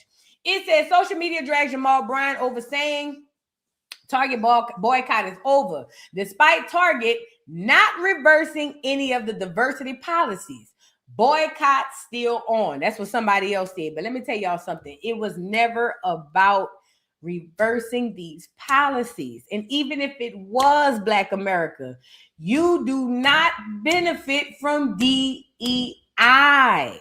DEI is for every single foreigner and clear freak that walks in America. It is not for you, Black America. So all of y'all who boycotted, you did it for nothing anyways, because none of this is for you. None of it. So why does it matter that boycott still haven't rolled back the DEI program when it don't matter in the first place? You got played, Black America. You got played. When you always in your feelings, when you continuously being emotional, you continue to be played. Pastor Jamal Bryant got y'all to boycott for a whole year to no avail because it was never any end goal in the beginning. It was to harvest your energy. Congratulations, Black America. You've been played and you got robbed of all of that year's worth of energy. And let me just say this. Don't get on here and telling me, but he's a pastor. He's going to tell the truth. That nigga a lie and the truth ain't in him. It's survival. Survival. I guess somebody lied. Smells like somebody lied. It was all a lie. Guys, it was all a lie. She lied. I told y'all it's about protecting your energy. Jamal Bryant has been using that so-called temple tabernacle that he called a church, telling y'all in there praising God. He is just harvesting y'all energy for all that demonic shit. Him and that light-skinned, light-eyed heifer he married over there doing. Jamal has taken all of your money and have taken your money and given it to all of the foreigners and immigrants. And it has lined his pocket really well as well. I keep telling y'all about Jamal Bryant. And y'all still think y'all fighting for a cause. You fools. You fools.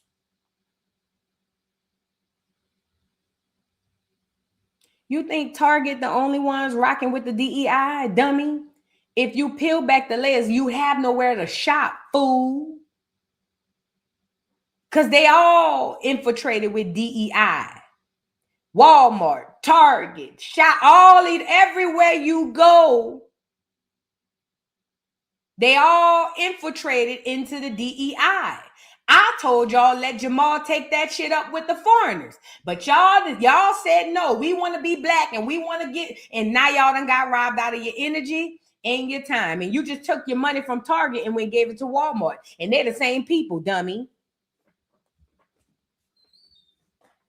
I feel bad sometimes, but then sometimes I don't.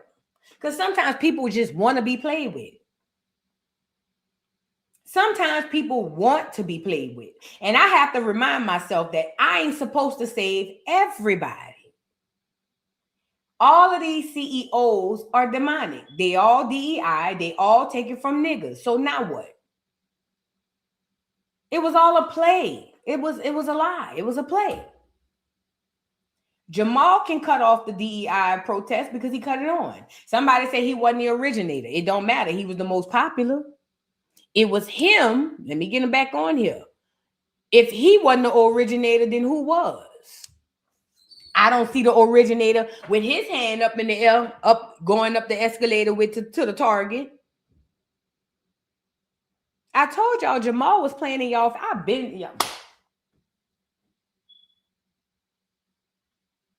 I don't understand. I really don't get why people are upset that he's calling off the boycott. It was never a boycott in the beginning. They just played you. Let's get into the article. It says Pastor Jamal Harrison Bryant. Why is he putting that in there? Pastor Jamal Harrison Bryant is getting dragged online after reports that he's calling off the year-long boycott of Target Corporation. It says Bryant reportedly said that the boycott is ending after what he called productive conversations with Target executives. Y'all ain't caught on yet? So he done went talk to him and it's productive. Y'all so slow. But according to reports, the company did not reverse or change any of the policies, including those tied to diversity initiatives. That detail has social media side-eyeing the announcement. Many users say the boycott never actually ended for them and that they still plan to avoid the retailer. One viral comment joked, "How big a check did Target cut Jamal?" Others were even more direct, saying they're still not shopping there regardless of Jamal's statements.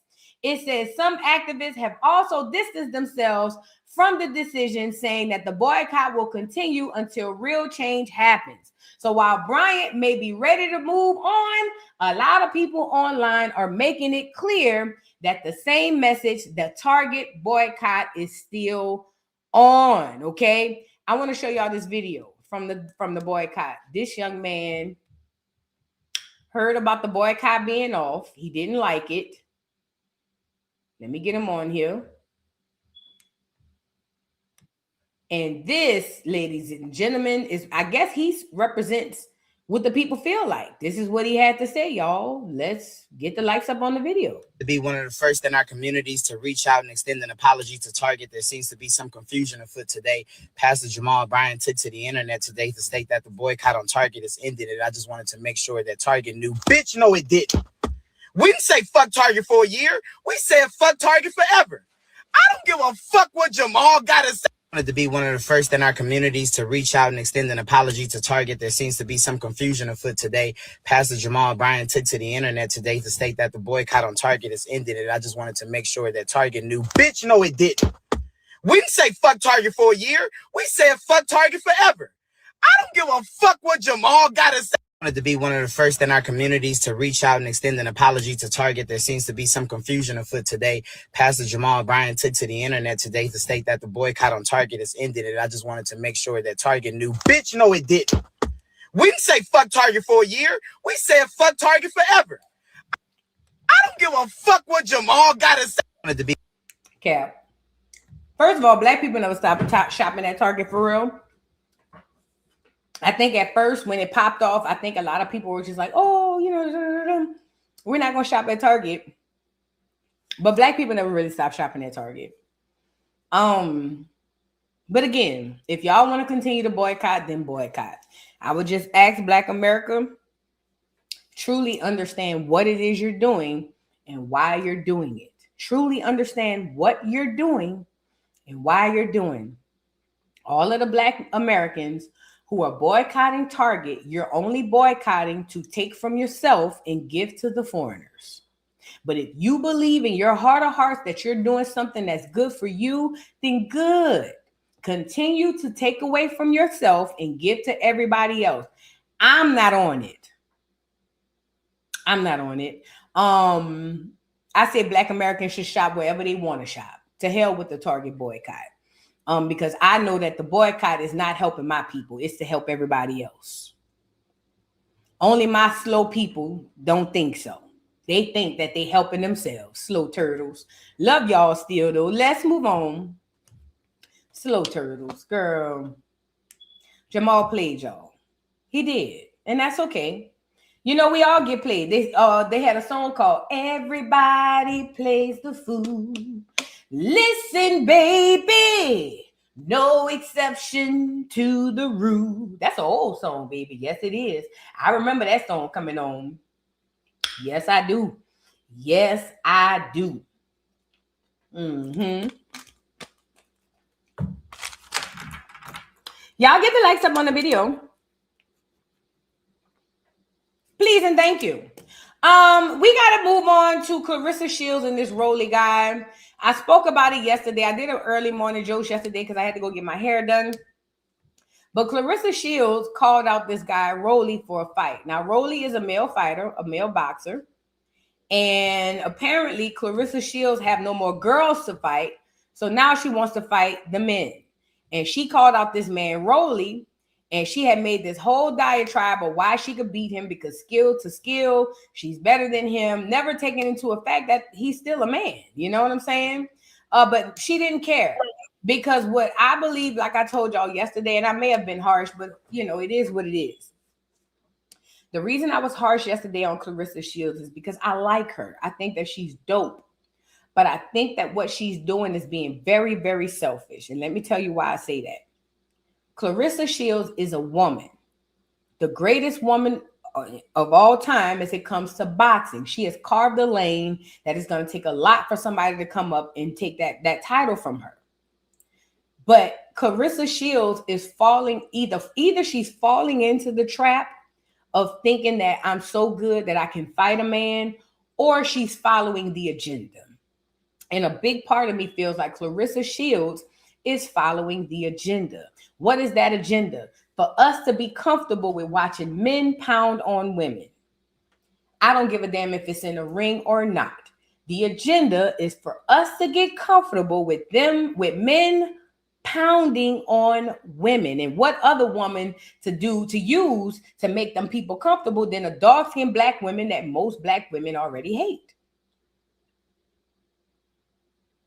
Most black women already don't like Clarissa Shields, right? Hear me out. Most black women hate that girl. They hate on her. Seeing her get knocked out in the ring would make them happy. It's the same way they do with Summer. Because most of those young girls over there on Baddies hate Summer none other. Seeing her face be discombobulated, it makes them happy. It makes them feel good. As a matter of fact, they will fight you for telling them they wrong for feeling good about it. Because in their minds, in their warped minds, we don't like her. So it's okay if we kill her. We don't like her. It's okay if you beat her up and hang her from the tree. We don't like her.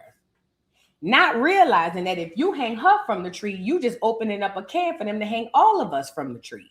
Does that make sense?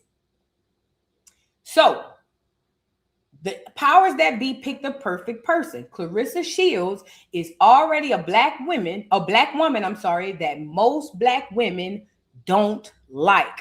These are the same black women who were losing their minds when they saw Cassie get beat up in the hallway by Diddy. But remember, this is a dark-skinned, nappy-head black girl that most other black women don't like no way. So the enemy, because they are clever, they said, let's go get her, put her up in front as they go, and then we're going to take her and put her in the ring with a boy or with a man and let the man pound her face in. And it's going to be fine because most of the black people don't like her anyway. And just like that, it goes off without a hitch. Does that make sense? Are y'all tracking? So I believe that Clarissa is following the agenda. I don't know if Clarissa understands that that's where she's headed, but that's what it is. Clarissa is following the agenda. So for that, I went real hard on her. And I'm not taking it back because my heart tells me you doing what you told. Not realizing that what you're doing, talking about you getting in the ring fighting that man, is going to get a lot of black women hurt behind you. Because those black women going to come behind you and they going to say, oh, I could fight a man too. And just like he going to knock your ass out in the ring, they going to knock the next black woman, and then the next one, and then the next one. And then before you know it, seeing black women getting knocked out cold by grown-ass men is like second nature. The same way we look at seeing black people getting killed in the street is second nature. Right now, it's not a normal thing to see. Right now, seeing a black woman being hit by a man is going to trigger anybody. But if you start putting the Clarissa Shields in the ring with them, every so often, it's going to start chipping away at that fear and that wow factor of that. Clarissa Shields is dangerous to black women. All of this time, I'm thinking she's helping them, and then she get all the way up here to put herself in danger, in danger, I'm sorry, and not only put herself in danger, but all of those girls coming behind them. But anyway, she wanted to fight this guy named Rolly. He is a boxer. She went and did all of this press back and forth with Shannon Sharp and them on why she could beat this guy Rolly. Let me see if that video on here. If not, I'll go pull it up. Clarissa Shields went all the way back and forth about how she could fight Rolly. Hold on.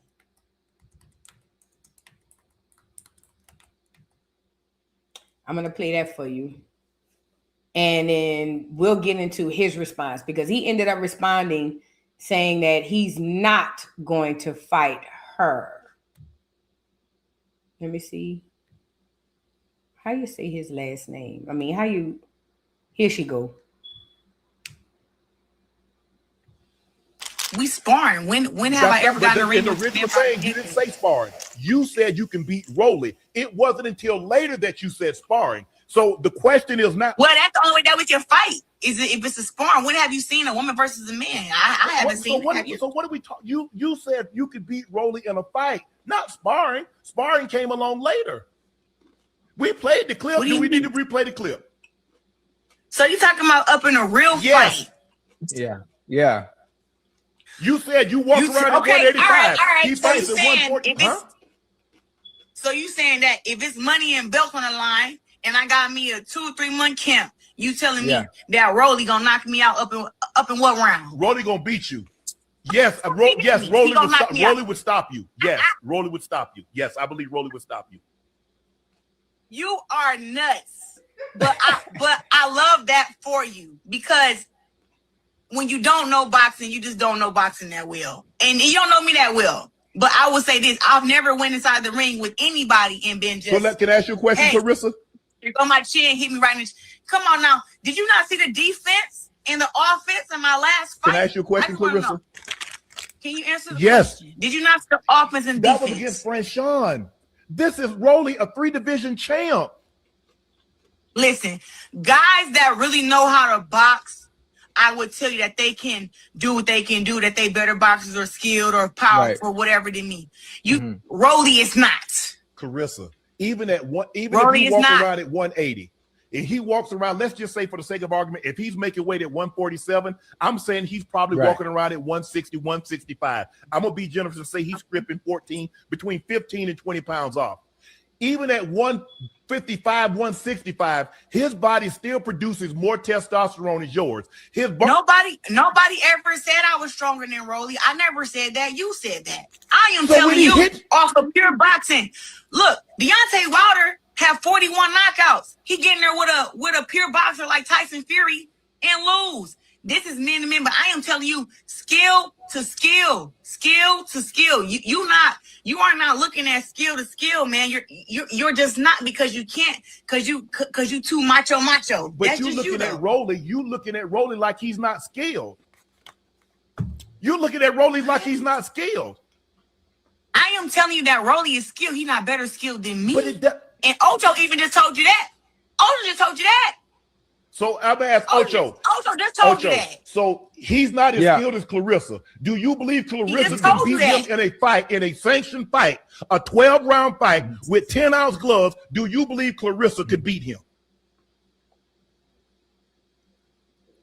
We sparring. When have I ever gotten a ring? In the original thing, you didn't say sparring. You said you can beat Rolly. It wasn't until later that you said sparring. So the question is not. Well, that's the only way that we can fight. Is it? All right. So it went back around to the front. So, I get it. It's a hard not life for Clarissa Shields in boxing. It's not a lot of girls that's even worth fighting, let alone who want to fight. I get that. But what Clarissa Shields is doing is very, very dangerous for, like I said, for her and for other women.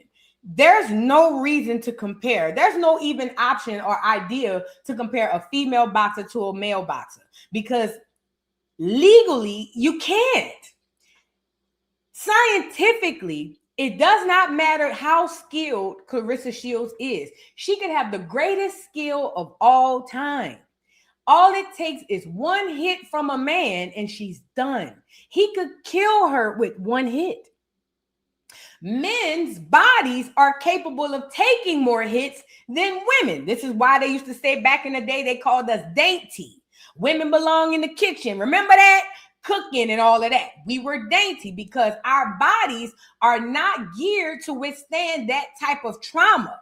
Not saying that men's bodies are, but they have more of a tolerance for pain and for stuff like that than we do because we're women. We're not supposed to be somewhere getting pounded on, especially by a man.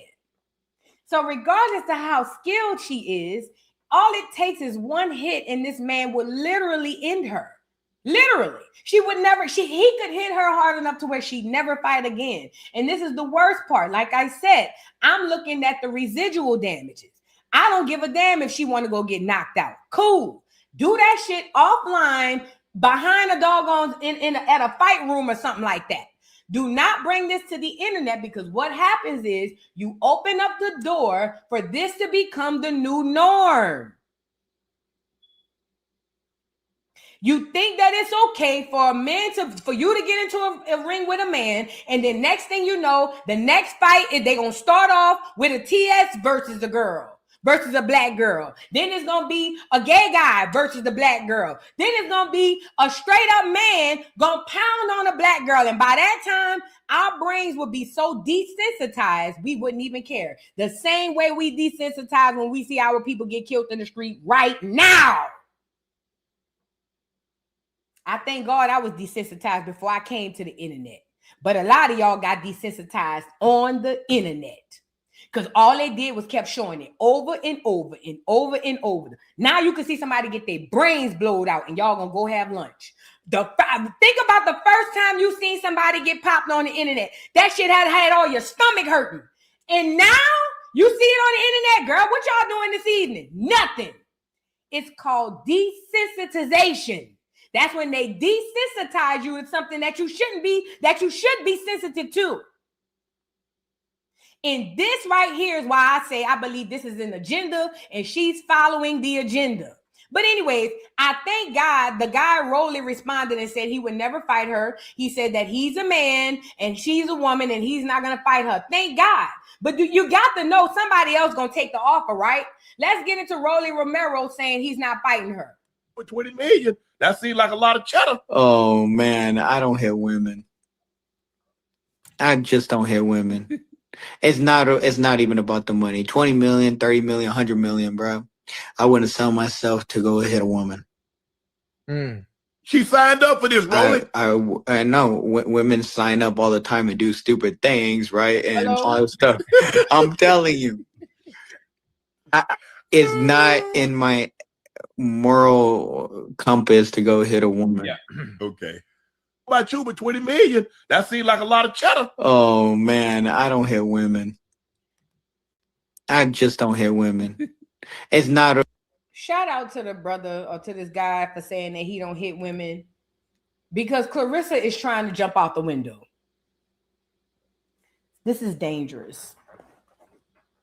This is dangerous. And you know what I was thinking too? Y'all remember at first they was giving Clarissa, and I might be going off on a tangent, but y'all remember at first when Clarissa first came out, they was giving her all of that trouble. Remember they tried to take her belt in Detroit and say she couldn't fight. I don't know if they tried to take her belt, but I remember they was trying to take her fight and say she had weed in her system and all of that stuff. Then all of a sudden it went away, and then she won the title, and now she on here trying to fight a man. It's giving duck, goose. It's giving I got in trouble. I had to go do whatever I needed to do behind the scenes. Now I'm on board, and now I got to do the job. Now I got to do the agenda. They're going to give me the belt, but I got to pay it back with an agenda. That's what I don't know. I don't trust it. Clarissa need to go shadow box with the Lord. That's what she need to do. Go shadow box with God, girl. Go play with Papoose. If you want to fight a man, go fight Pap. Shit. If she won't fight somebody, go fight Remy. There's so many people you could be fighting. You out here trying, girl. Let's move on. I want to move to Boosie Boo. Y'all saw Boosie getting into it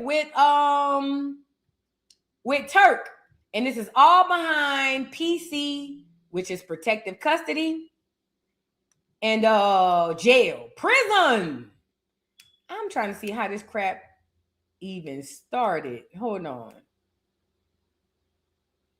So, okay, I guess Boosie was having a conversation.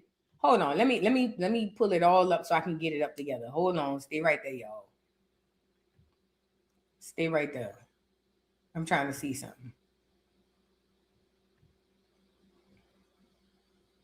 Let me pull up this other thing, and then we could go from there. Oh, I forgot Wack 100 jumped in too. So Boosie is beefing with Turk, but he's beefing with Turk because of a conversation about protective custody versus being locked up with general population. Now, let's be clear. These are a bunch of rappers, right? I think this started from the Kodak stuff. So these are a bunch of rappers who are not real niggas. Rappers are not real niggas. I repeat, rappers are not real niggas. They not. They are representation of the real niggas, but they are not real niggas. They rap like they real niggas. They act like they real niggas, but they not. Most of the time, the rapper is the lamest, most quietest, weirdest nigga out the whole crew. But because all we had to go off is their lyrics, we start to believe that they're really something they're not. Like, I'll never forget, people really thought Wayne was really outside in the streets, and he was not.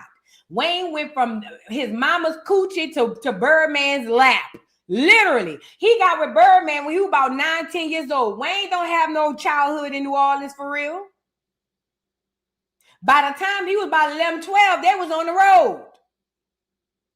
But because people hear his lyrics, and he always hollering Holly Grove, 17th, the spot where I was raised and born, raised. You feel what I'm saying? But the point I'm making is, if all you have to go off is what the rappers say, you start to believe that these people are telling the truth, and they are not.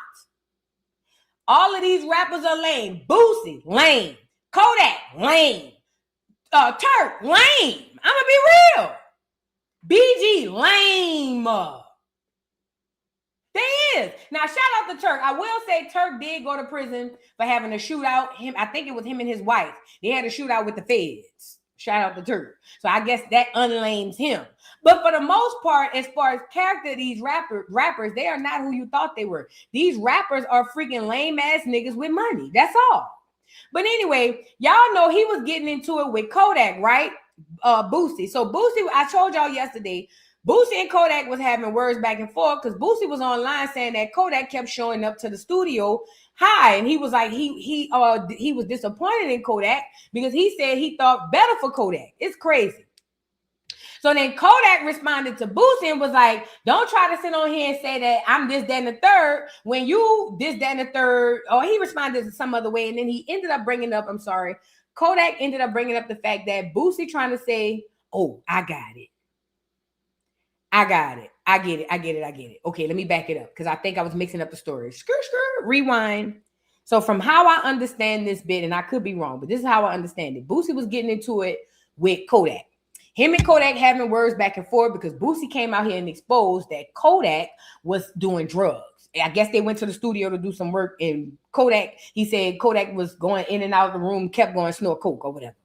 Long story short, him and Kodak getting into it, and Kodak was like, you a lame ass nigga because you went and asked Trump for a pardon when you know good and well you don't rock with Trump. And people started putting up old stuff of Boosie, and he didn't rock with Trump. So basically, Kodak was like, you can't try to play on me because nigga, you a lame too. Now, somehow this shit turned into PC, protective custody, versus Gen Pop in prison. Mind you, Boosie was just at church paying his 10%, praying to God he don't go back to prison. Yet and still at his old ass age, because I'm 43, Boosie got to be at least 45, 46. At this old age, he's on here promoting that niggas don't need to be going in no protective custody when they go to prison, that they need to just really be going into general population. Mind you, you're not going to make me believe they put Boosie in no general population nowhere. He can't fight. He's scrawny. He got diabetes. You not about to make me believe they put Boosie in general population nowhere. Because I don't care how famous a nigga is, it's always somebody or somewhere, somehow don't care about none of that and want your head.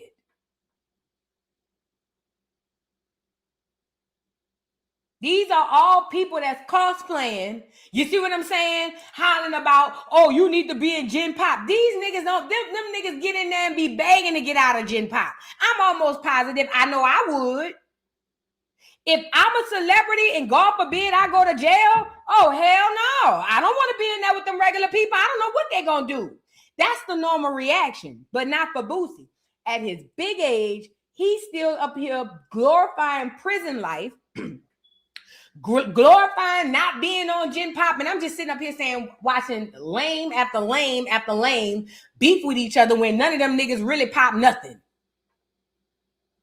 It's just sick. Boosie too old for this. And this is why he continued to find himself praying to stay out of prison. Because he still had that shit on him. And this is the worst part. It ain't him. Boosie is not who you think he is. Boosie is a character, bruh. He's a character. That's all he is. And he's starting to take this character too serious to the point where he just saying anything on the internet. Let's get into a little bit of him and Kodak Black back and forth. It says Kodak Black is putting Boosie Badass on blast again. And this time he's accusing him of being a hypocrite over how he handles family business versus versus business. Kodak questions why Boosie is so hard on his daughter publicly while also having a gay manager around him, saying the energy doesn't match. So basically, they were going back and forth, like I said, Kodak and Boosie. And basically, Kodak was saying that Boosie is homophobic and he wouldn't be like that with his daughter because he wouldn't care if his daughter was carpet munching. His words, not mine. Let's get into it. That what Boosie is right here. This Boosie got to be a punk. He got to be a punk, bro. Cause like, man, this nigga done turned 16 boys, man, into some gay shit. What the fuck? What the fuck make you think of some gay shit when it's like, nigga, your personal trainer, right? Yeah, bro, I wouldn't give a fuck, bro. If my daughter own girls, bro. If my daughter want her carpet munch, I mean, I wouldn't give a damn. I mean, what? Fuck, I mean, I wouldn't give a damn and say, oh, your little girl, she ain't allowed in your house. How the fuck? What the fuck, man? How the fuck can you do? Same to your little girl as a daddy, as a father on me. And then it's your job to show up, right? It's your job. That what Boosie is right here, this. Boosie got to be as a father, as a father. And your manager is gay. So your manager could be gay, but not your little girl. Boosie. You get me, Boosie? Yeah. Like Boosie say this, see this, he telling. Boosie gonna call police. Say nigga with this shit. So moving on. So okay, fast forward. So now Turk does the podcast with what's his name? The Beehive, is that his name? I like his show. He has the Beehive podcast on YouTube, but he always has Turk on. Turk is a regular, and apparently Turk went over there and he was talking about PC, and basically Turk was saying it's that gangster stuff is overrated and the rapper mentality is dumb, and basically saying that it's okay to go to jail and be on PC. He's responding to some of Boosie comments. Let's get into it, y'all. Get the likes up on the video. But the thing is, dog, like I think our mindset is so fucked up.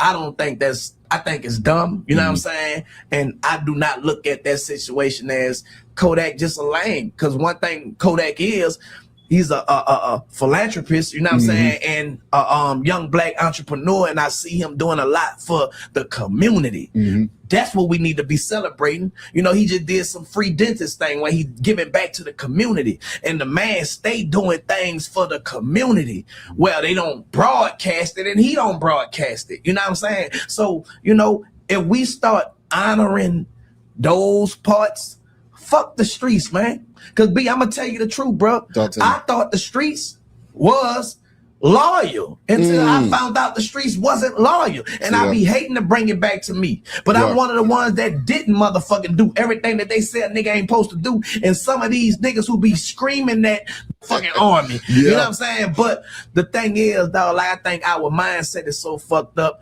I think it's dumb. You know what I'm saying? And I do not look at that situation as Kodak just a lame. Cause one thing Kodak is, he's a philanthropist, you know what I'm saying, and a young black entrepreneur, and I see him doing a. So that's what it was. In the midst of the back and forth between Boosie and Kodak, Boosie called Kodak lame for being on PC, and then Kodak called Boosie lame for asking Trump for a pardon. So this is Turk giving his opinion on the situation. And basically Turk was like, I don't think it's lame. And he's right. It's about mentality. Remember, Turk actually went to prison, did a lot of time. Boosie did as well. But when he came back, it seems like his mentality changed for the better. Meaning, I don't want to continue down the same road I'm on. So let me do something different. Let me act different. Let me talk different. You know what I'm saying? Let me do, you know what I'm saying? Whatever it is I need to do. But when you got a Boosie who's never really had to pay for his stuff, yeah, he went to jail for a little while, but he never really had to pay for his crimes, who's been protected by the industry, who's been paying everything he can to stay out of prison, and who's only been cosplaying the gangster. Of course, he's going to come on here and be like, you need to stay out of PC. You need to be a man and go to Gen Pop. Why is you even at this big ass age talking about prison stuff? Why is you in here telling Boosie is older than, now I ain't gonna say he older than Turk. He probably around the same age as Turk. Turk, I want to say Turk about my age. So I'll be 43 tomorrow.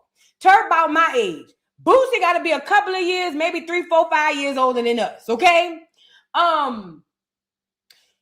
Turk has found a way to elevate himself, whereas Boosie being older has not. Boosie is still having the mentality of young Boosie in 99 of smoking on purple, ease my mind. He hasn't grown at all. He hasn't grown at all. You see what I'm saying? And it's the difference in mentality when you're looking at two different people and you listen to the message. Turk is saying, hey man, people got families, people got this, people got that. Everybody ain't trying to be on that. Let's go get into Boosie and what Boosie say. And again, this should tell you everything you need to know about the people that you surrounding yourself with. People's conversations is supposed to change at a certain point in life, bro. Boosie's ain't changed yet. Let's get into it. Turk, how the fuck you gonna co-sign a nigga going in PC, my nigga? A nigga who supposed to be real, a nigga supposed to be a gangster. Like, what you on, my nigga? Like, for real, like, you talking about a nigga who done made kids slang iron, go to jail, told niggas you go to jail, you gotta handle your business, do all this shit. And all these little niggas in jail gotta sit in there and survive. But it's cool with this nigga hiding in a cell. Talking about a nigga supposed to protect the brand. You promoting PC, nigga. A nigga supposed to protect the brand and check PC. Didn't you say you was a brand, nigga? So you gonna check PC if you go to her. Is you gonna protect the brand, nigga? You down bad, nigga. Turk, how the fuck you gonna co-sign a nigga going in? You know how this shit, nigga, you from the city, nigga. You from the city, my nigga. And that comment right there, I'm not in the city, but I have my ears to the city because I'm from the city. And they call New Orleans the city for y'all. Anyway, the people of the city didn't too particularly like Boosie speaking on somebody from the city. Does that make sense? Like, basically, the people was like, all right, nigga, like, you, like, basically, it's kind of an unspoken thing. Like, Baton Rouge niggas don't speak on New Orleans nigga shit, and New Orleans niggas don't speak on Baton Rouge nigga shit. Does that make, it's like a mutual respect. Like, whatever y'all got going on up in there, y'all keep that over there, and whatever we got going on down here, y'all, we gonna keep that down here. We'll discipline ours, we'll deal with ours, y'all deal with y'all. That's kind of like the unspoken thing. So from what I heard, keeping my ear to the streets, is a lot of niggas don't appreciate Boosie putting his mouth on Turk No pun intended, or pause, I guess, I don't know. But they don't appreciate him talking about Turk because he know the politics of that is he not supposed to be putting his mouth on the people in the city, allegedly. That means something, my nigga. That nigga say the nigga posted check PC. This nigga an advocate for PC now. Man, this nigga, bro. This nigga Turk.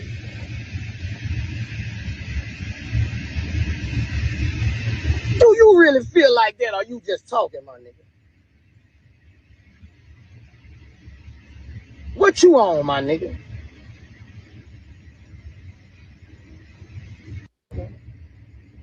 You know I... Mind you, Turk had a shootout with the federal police, and he went to prison. Boosie went to prison for telling another nigga to kill somebody. Let that sink in. Turk went to prison for having a real shootout with the federal police, with the jump out boys, with the badges in the bulletproof vests. That's what Turk went did all them years for. He went to prison, for having a real shootout with the police. Boosie went for telling the little boy to kill somebody else. That goes to show you the difference in the character of these two men. Now, the one who went for having a shootout with the police, he's the one saying, if you go to jail, check PC, you want to make it home safely. But the one who told the little boy to kill somebody for him, he the one saying, oh, you checking PC? Turk, I know you ain't checking PC. He ain't never, Boosie. Let me watch out. Because, yeah, it's just, you got to understand who you're talking to and who you're listening to. I think it's... You got to understand who you are listening to. One of these people of these two bust guns. The other one don't. The other one has enough money to pay for people to bust guns, but he don't. Now, I'm pretty sure Turk don't do that type of stuff no more. That boy been home. He been on his God stuff, his wife, his family. That boy been out the way beefing with BG and them. You see what I'm saying? But it just goes to show you when somebody really been through something and understand the severity of what they've been through, they want to make a change. When you like a Boosie and you never really, really, truly been through it, like, yeah, you been through it, to say you was there, but not enough to really go through it. If you haven't been through it like other people, then it's easier for you to get on here and say, you know, somebody say, I'm a little slow. What's PC? PC is protective custody. GP, or general population, is general population. The argument between Boosie and Turk is when Boosie got into it with Kodak, they were talking about who of the two were lame, and Boosie said Kodak was lame because Kodak, when he went to prison, he went on PC, which is protective custody. Turk did a podcast with somebody else and said he don't think that that's lame because Kodak is a brand. He says Kodak needs to protect his brand, and because of that, he did right by checking protective custody when he went in there because you are the brand. Protect the brand. Boosie feels like that's cap. According to Boosie, no. It don't matter. If you a gangster, you never supposed to check PC. Mind you, Boosie want us to believe that he went to jail for the time he was in prison and he was on Gen Pop. I heard that wasn't the truth. I know somebody up there. I ain't heard it through a third party. I know somebody up there. But Boosie done came home and got the internet to believing he did his time on his head and he was in Gen Pop and ain't nobody messing with him. You don't think nobody would have tried to play it on Boosie? It's Boosie, nigga. Yeah, I get it. Y'all let the internet fool y'all and make y'all think these people be bigger than what they is. Boosie ain't that big to where he can't get shook down in no jail. Best believe it, especially no prison. I don't know if he went to Hunts. Where he went? Angola, especially none of them. It's a whole bunch of niggas don't care about none of that.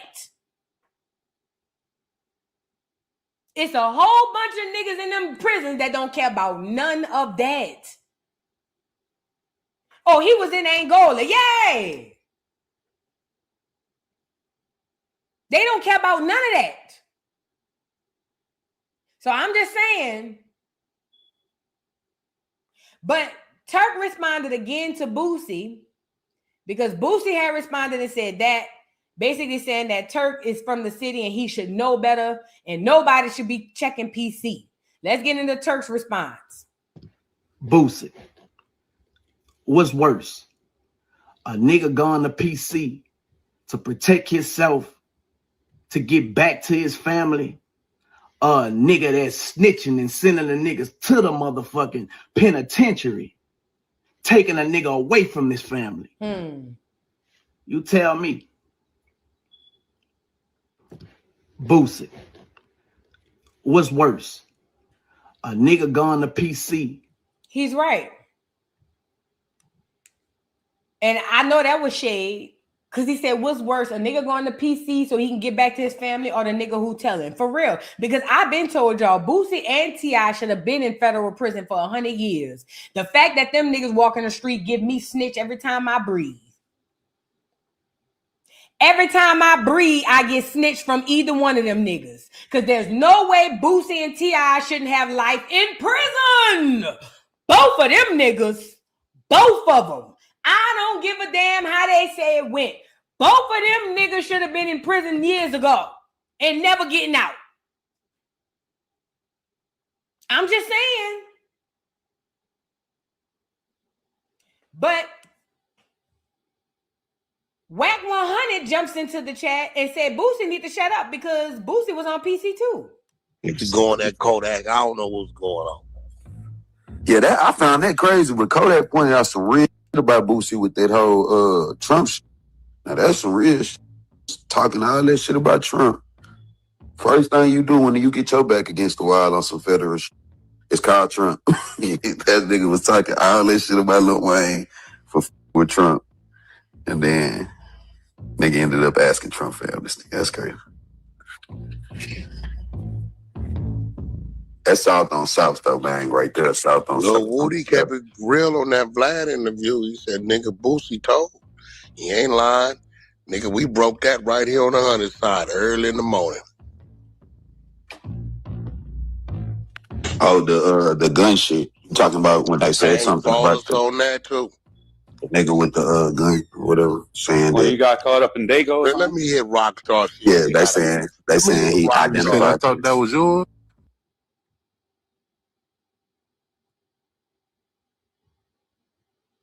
Did they fit? Let me see.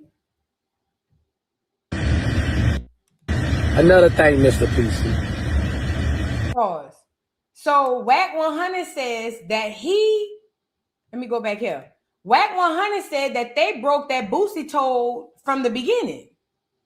You see what I'm saying? And we all know Whack is the Fed, so he got all the paperwork. Okay. You know what I'm saying? But no, for real. Whack said that he had already came out here and they had already proved that Boosie was a snitch. But he has to be a free man. He has to be. Yes, these dudes are 40 plus, Nubia. And it's the worst part. I know I said earlier they too old. And people like, they're not too old. They're not too old. They too old for this. This is what they too old for. All of these men got grandchildren. They too old for this. Now let's get into Boosie's response. The cold part about it, you still will have some young niggas who blind to the fact and will thank you realer than the next nigga. I was locked up with regular motherfuckers who ain't checked PC. Regular 9-to-5 workers, man. Niggas who got charges who wear suits, man. Niggas who never did nothing gangster in their life just got fucked up, man, on a chart. But they never checked PC, man. They went in there, man. Talking about college students, man. Army motherfuckers, bro. Barbers. I'm talking about regular motherfucking 9-to-5 workers, man. I was Joce with my nigga. Another thing, Mr. PC. They ain't check PC, my nigga.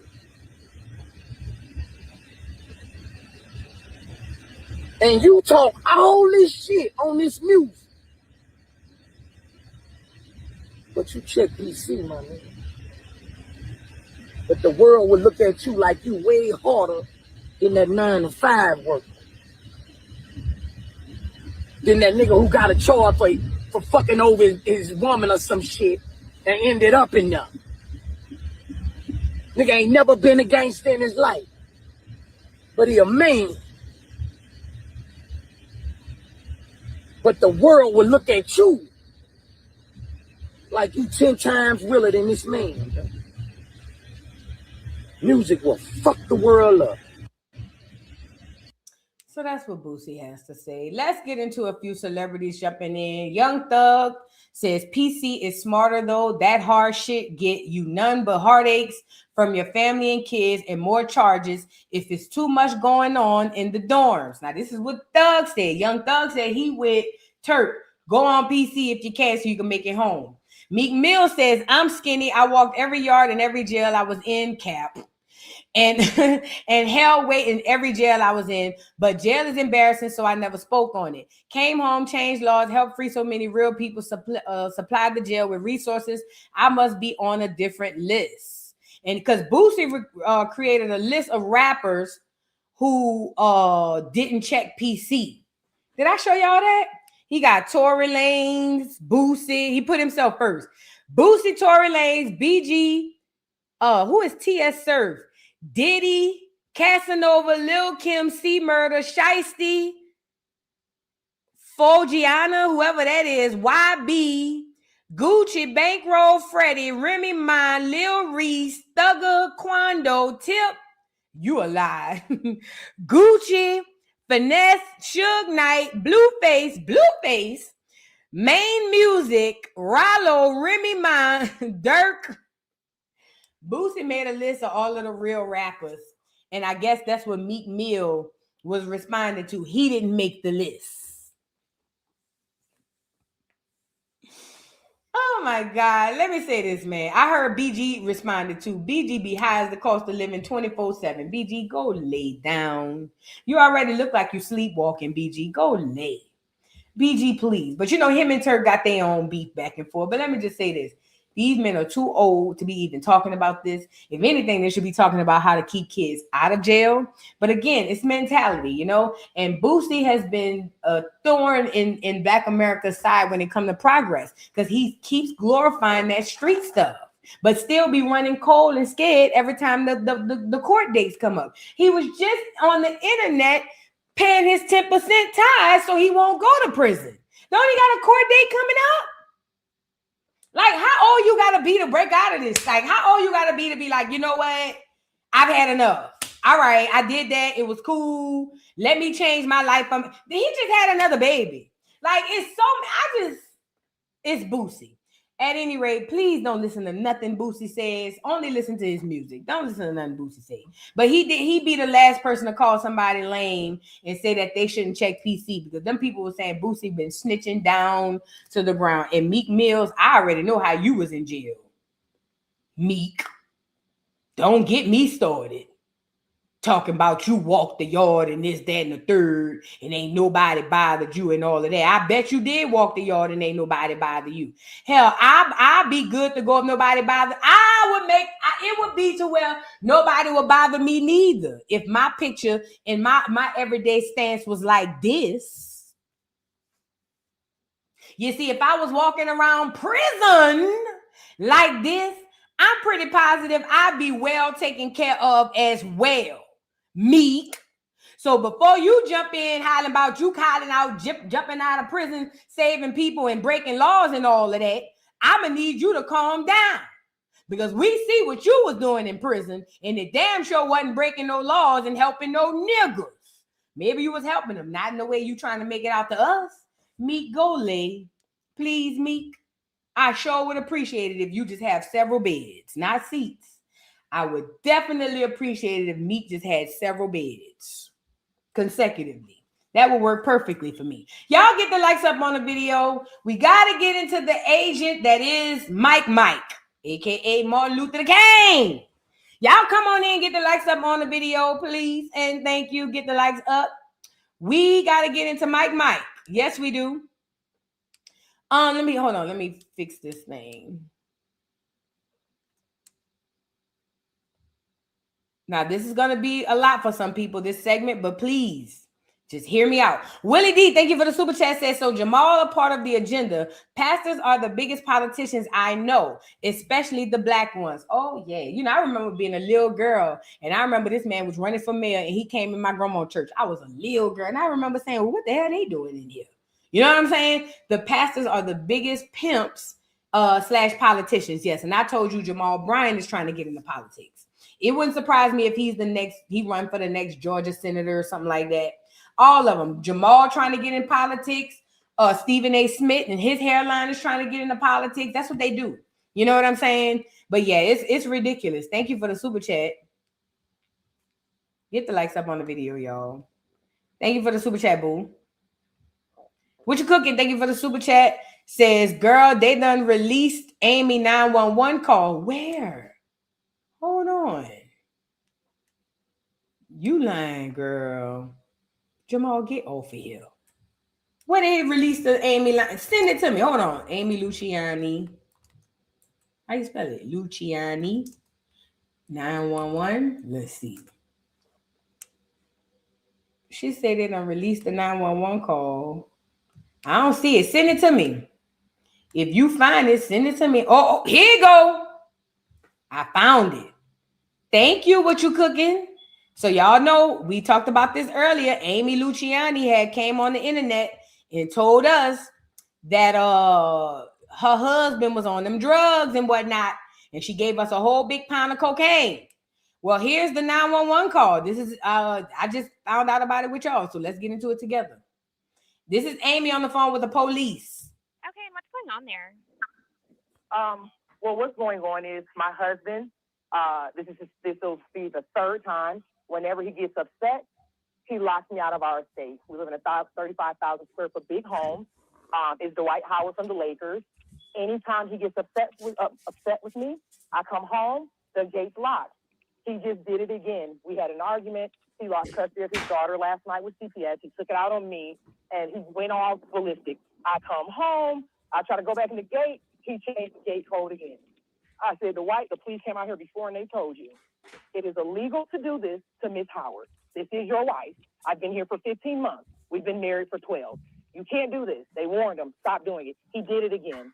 So I'm locked out. I had to walk all the way through the woods, break in the side gate. I'm quite shocked the neighbors haven't called the police on me yet. It's raining. I'm embarrassed. I'm outside the gate. He locked me out again. I was not going to call, but I'm sick of it. I cannot keep being made to sleep in my car when my husband gets mad because he's a multi-millionaire and he's an NBA star. It's wrong. I want somebody to come out here. I don't know my rights as a wife, Okay, but for me to be standing outside, it's ridiculous. Ma'am, I have a few questions for you. What's your first and last name? It's Amber Howard. Okay, and I'm just going to ask you some questions. Is there any alcohol or drugs involved today? No, ma'am. Okay, any weapons? I mean, what does that mean? Like, do we own him in the house? Does he have a weapon on him today? Oh, no, ma'am. No, ma'am. Do you guys have weapons in the house, though? Oh, for sure, over 1,000. We have a gun room, a very nice gun room, but that's way far away from the house, on the property.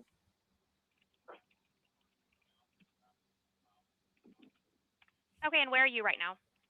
I'm standing outside in the rain. And can you go ahead and give me a description of yourself so officers know who to look for? Are you black, white, Hispanic, or Asian, ma'am? Yes, ma'am. I'm black. Yes, ma'am. I'm black. I have on blue jeans with a gray hoodie and a gray hat. Gray hoodie, blue jeans, and black hat. Perfect. Okay, and where is he right now? I have no clue. Our house literally is huge. I don't know where he's at, but I don't know. I'm sure he's looking at me standing at the gate looking stupid. I don't know. Okay. All right. Do you have your car with you? No. Got Uber down. Okay. All right. Just stay right there for me, and we'll have officers there as soon as possible, okay? Call us if anything changes. Yes, ma'am. Thank you so much. No problem. Okay. Not the lady asking her if there are drugs involved, and she said no. Bitch. What you mean it ain't no drugs involved? Girl, what? Get me on the three-way with 911. Get me on the three-way with 9. I wish I could have incepted the call when that bitch said there wasn't no drugs involved. I wish I could have sent the lady alive. It's given you got in a car with that boy drugs because he kicked you out.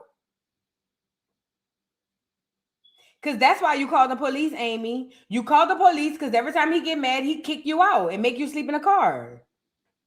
And you got tired of getting kicked out.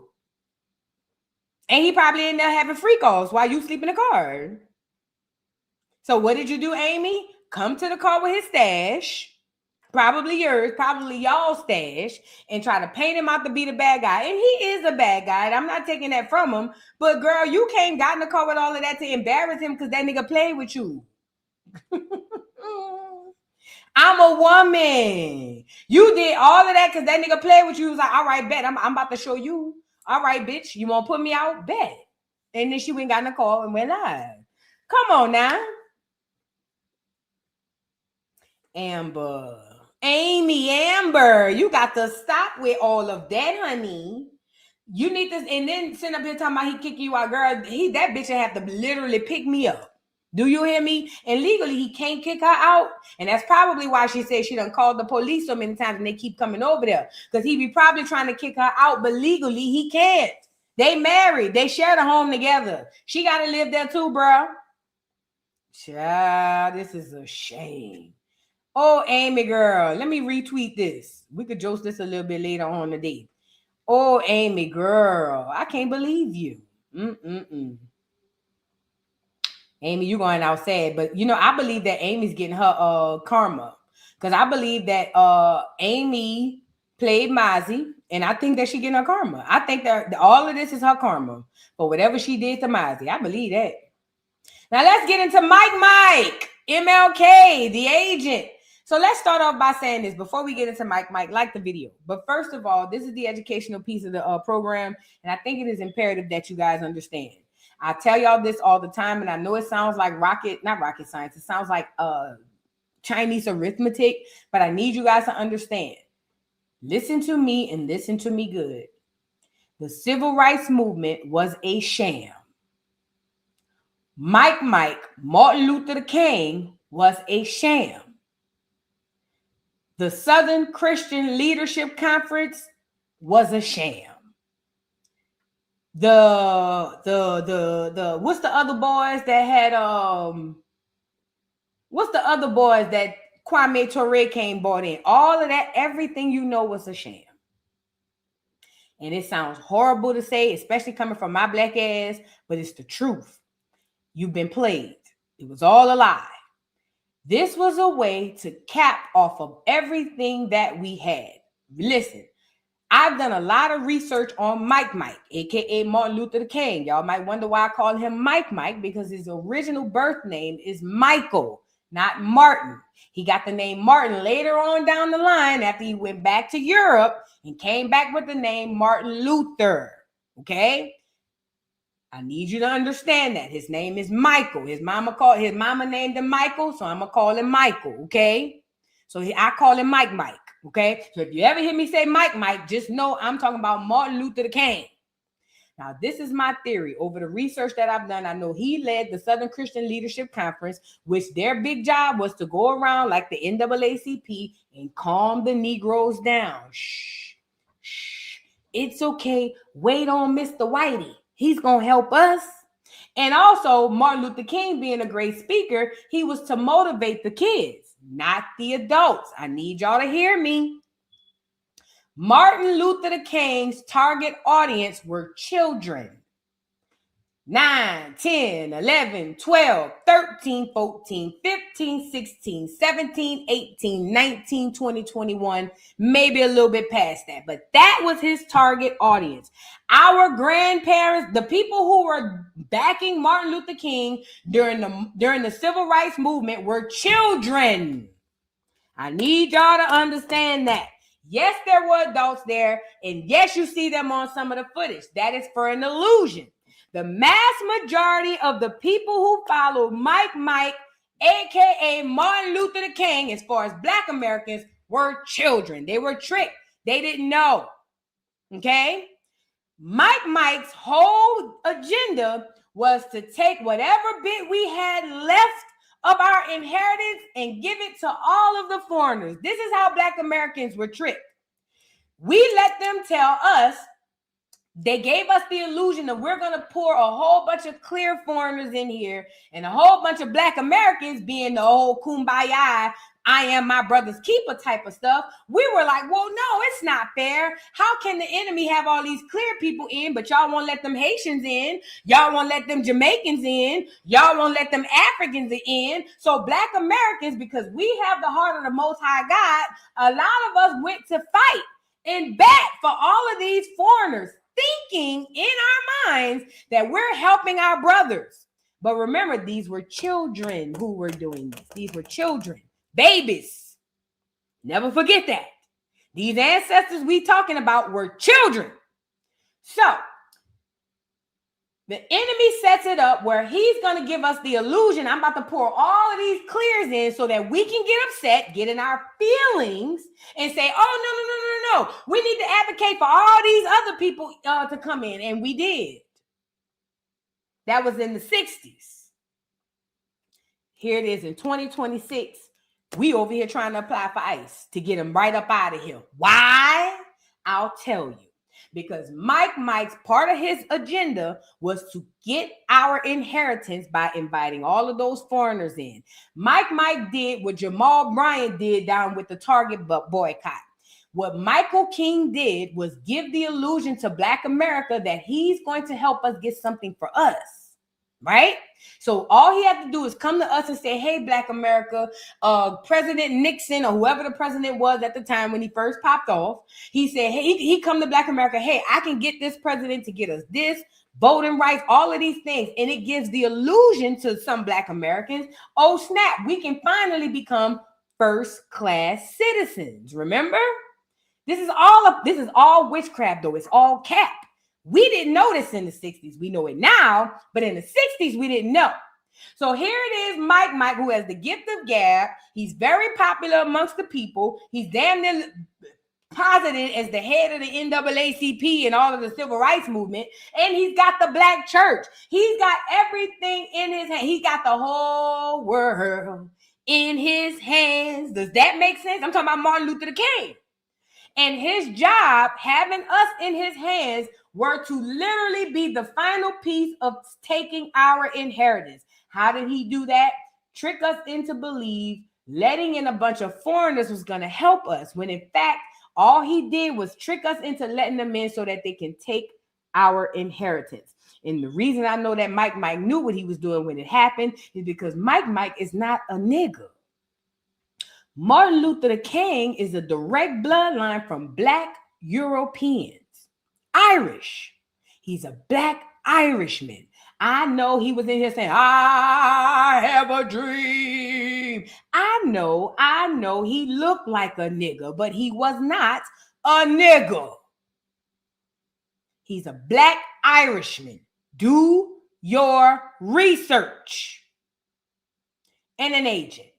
He was very, very close with the president. And every day he would call the president and give the president updates on how he kept the niggas calm and docile. That was his job. We've spoken about phone calls that he's had with the president, talking about how such a good boy he is for making sure we stay in line, all of that. Martin Luther King, now it makes sense to me why they kept putting him in front of us. Because I'm like, if he really was fighting for us and they fighting against us, why do they want us to praise him? Because that was cap. Martin Luther King never fought for us. He always fought against us. We just still in 2026 haven't caught it yet. Some of us catching it, and a lot of us gonna catch on to it real, real fast. But for the most part, we haven't caught on that Mike was an agent, because he was literally, the government literally paid him a salary, an annual salary. He got an annual salary to do everything that he did from the United States government. He was a paid employee. It's not up for debate. It's not up for debate. He worked for the United States government. Okay? I need y'all to understand this because we got to take a whole lot of years of praising Mike up out of our vocabulary. He is one of those demons. And you know how weird the witchcraft is? It's probably some annual ritual. So every freaking what do you call it? Every freaking Black History Month, when they throw Mike in our face and we get the, oh Lord, we love him, Mike. Yes, we do. We love him. It probably be some sort of energy ritual. Martin Luther King was not friends of Black America. He's one of the main reasons why we're here right now. Anyways, I've done a lot of research on a lot of people. Shout out Steve Coakley. He exposed a lot of the boule. Martin Luther King was boule. Let me add that in too. Martin Luther King, Mike was boule. Boule. His daddy, Mason.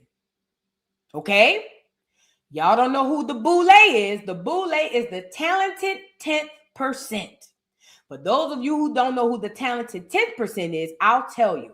It's the 10% of Black America that sits up at the top and keep the rest of us way down at the bottom. That's your bougie Blacks. That's the ones who don't know nothing about the hood. They be in politics. They be in all of the leadership positions. They represent us because they look like us, but they are not of us.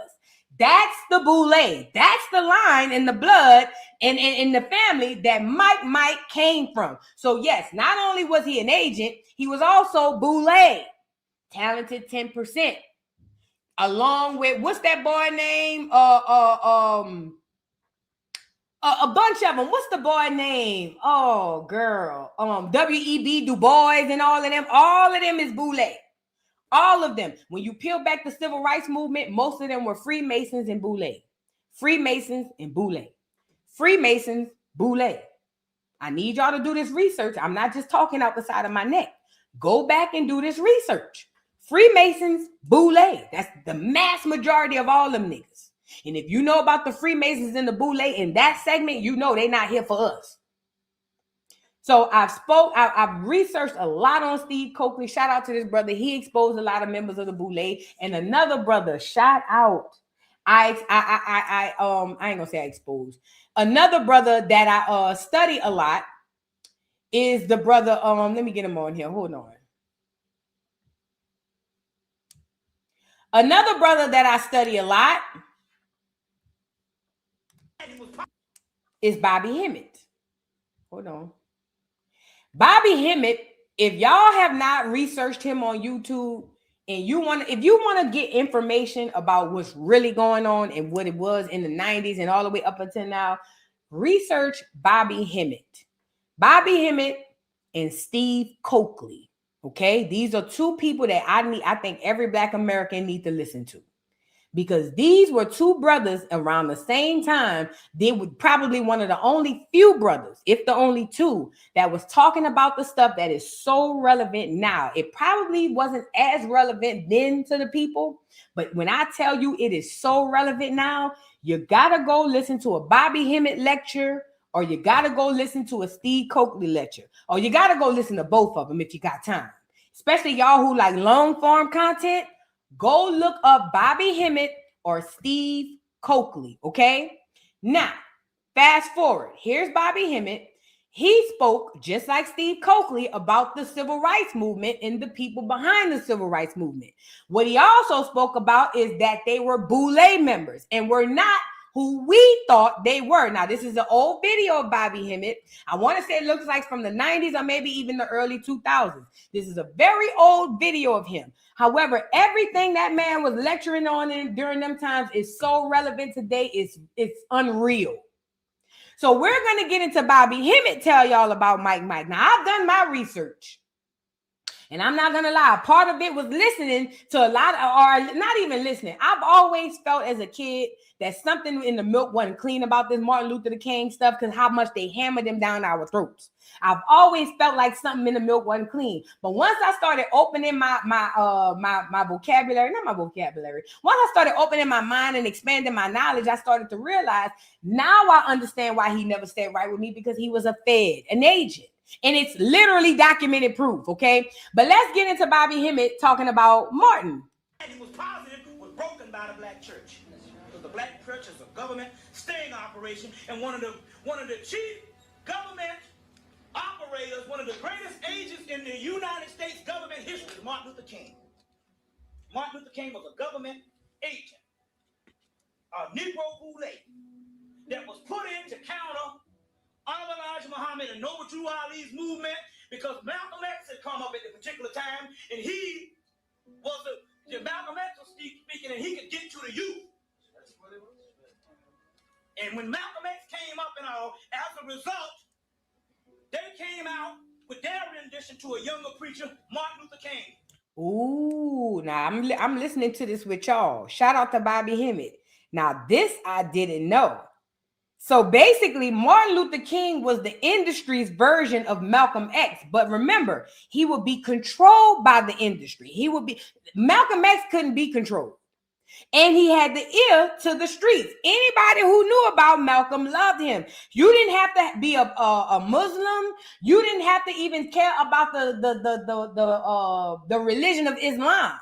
Malcolm had such a presence that it didn't matter if you wanted to convert or not. He was able to grab attention and keep it. So now we're finding out, and like I said, I'm going to do the research, but it sounds about right, that Martin Luther King was an answer or response to Malcolm because he was about to get us all in line. For real, for real. Remember the original civil rights movement was started by Adam Clayton Powell. Yes. Who knew some Bo Dunn. His family, you know, that New York thing and that Caribbean thing and all them people in Harlem, he knew some shit. He had it going on. See what I'm saying? He knew some stuff. The real one was started by him. That's why he hated Martin Luther King. Because it was a government sting operation. Martin Luther King came up in there. Even the people, some of the original people that was in the doggone civil rights movement say, man, if we would have known you was pushing for integration, we never would have done this shit. See what I'm saying? There was a spiritual woman that knew that Martin Luther King was a fake. She was a spiritual seer and advanced being, and she looked at him, she said, this man is a government agent gonna sell out our people. So she stabbed that nigga ass. Remember that? Ooh, I didn't know the lady who stabbed him was a spiritual woman who knew he was fake. Oh, wow. So a lot of y'all don't know this. Martin Luther King got stabbed. He almost got killed by a woman, a black woman. And they never really gave too much detail as to why this black woman would just run out the window, jump out the window and stab him. Now it makes sense. Bobby Hemmett said she was a spiritual woman and a seer and could recognize that he was an agent. I can't fix the volume, y'all. I'm sorry if it's low. I think it's up as loud as it could go. Yeah, I'm sorry, y'all. Yank that nigga.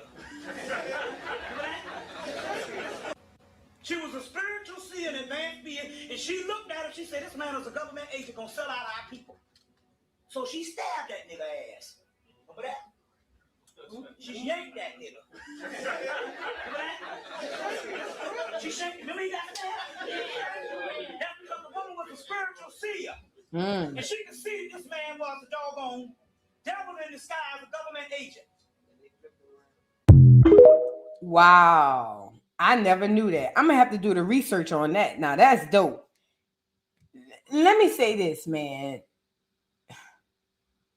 Y'all got, yeah, it's just like Sinners, Chocolate Bunny. For real, it's just like Sinners. She was the only one with the spiritual eyes to see what was really going on. I think the hardest part Black America gonna deal with when we dealing with this awakening is unlearning and relearning.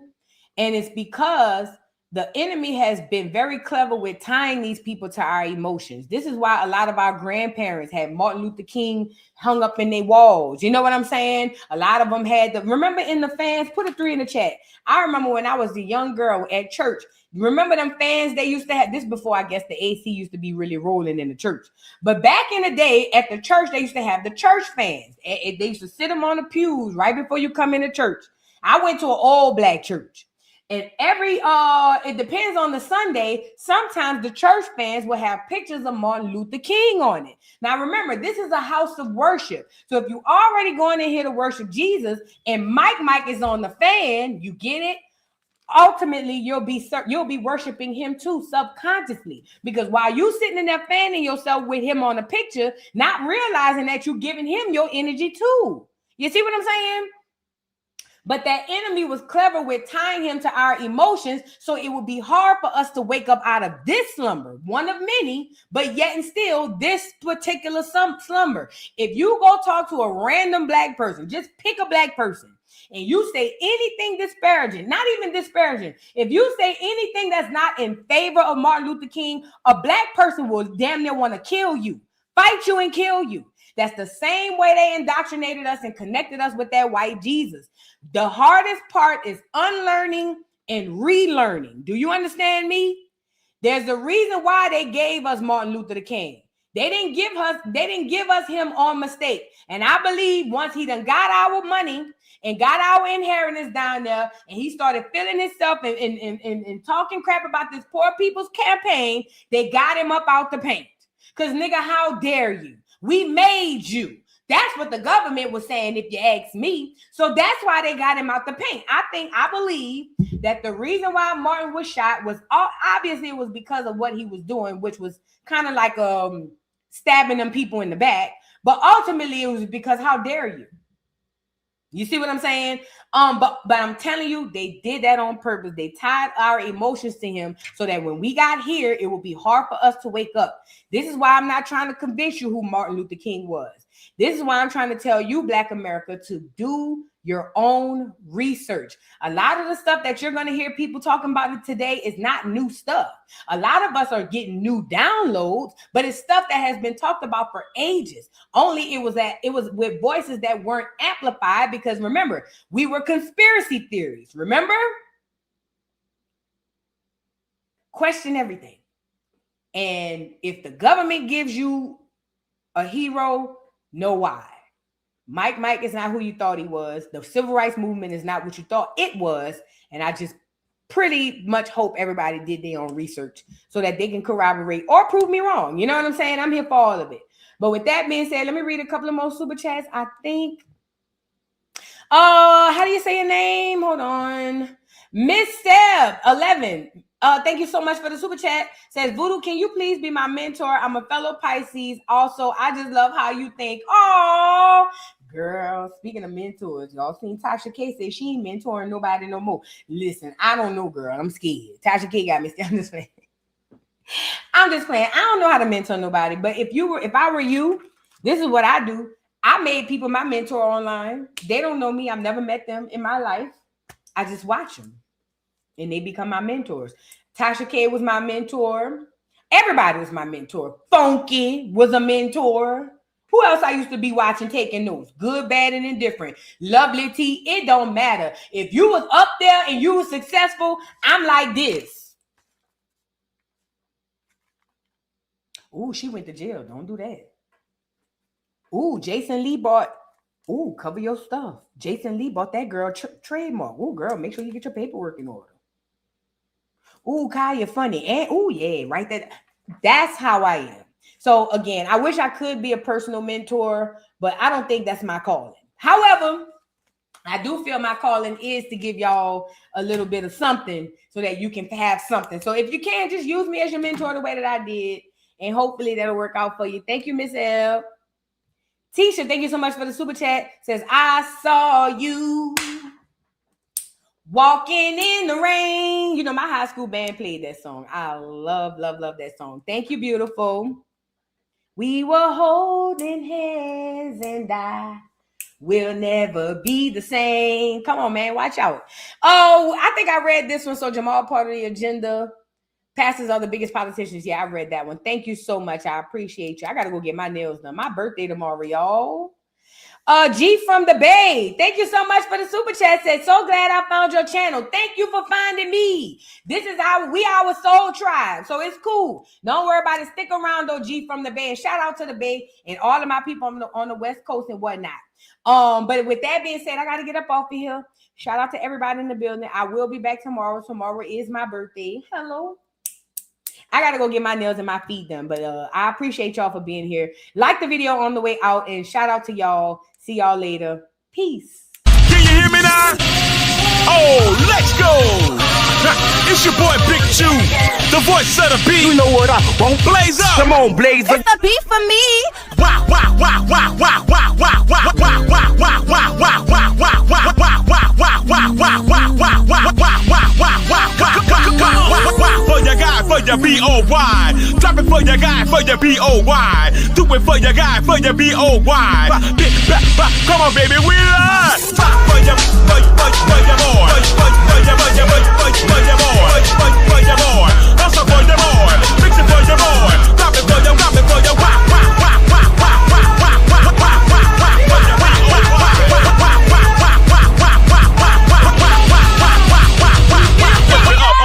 lift it up. Mr. Carroll,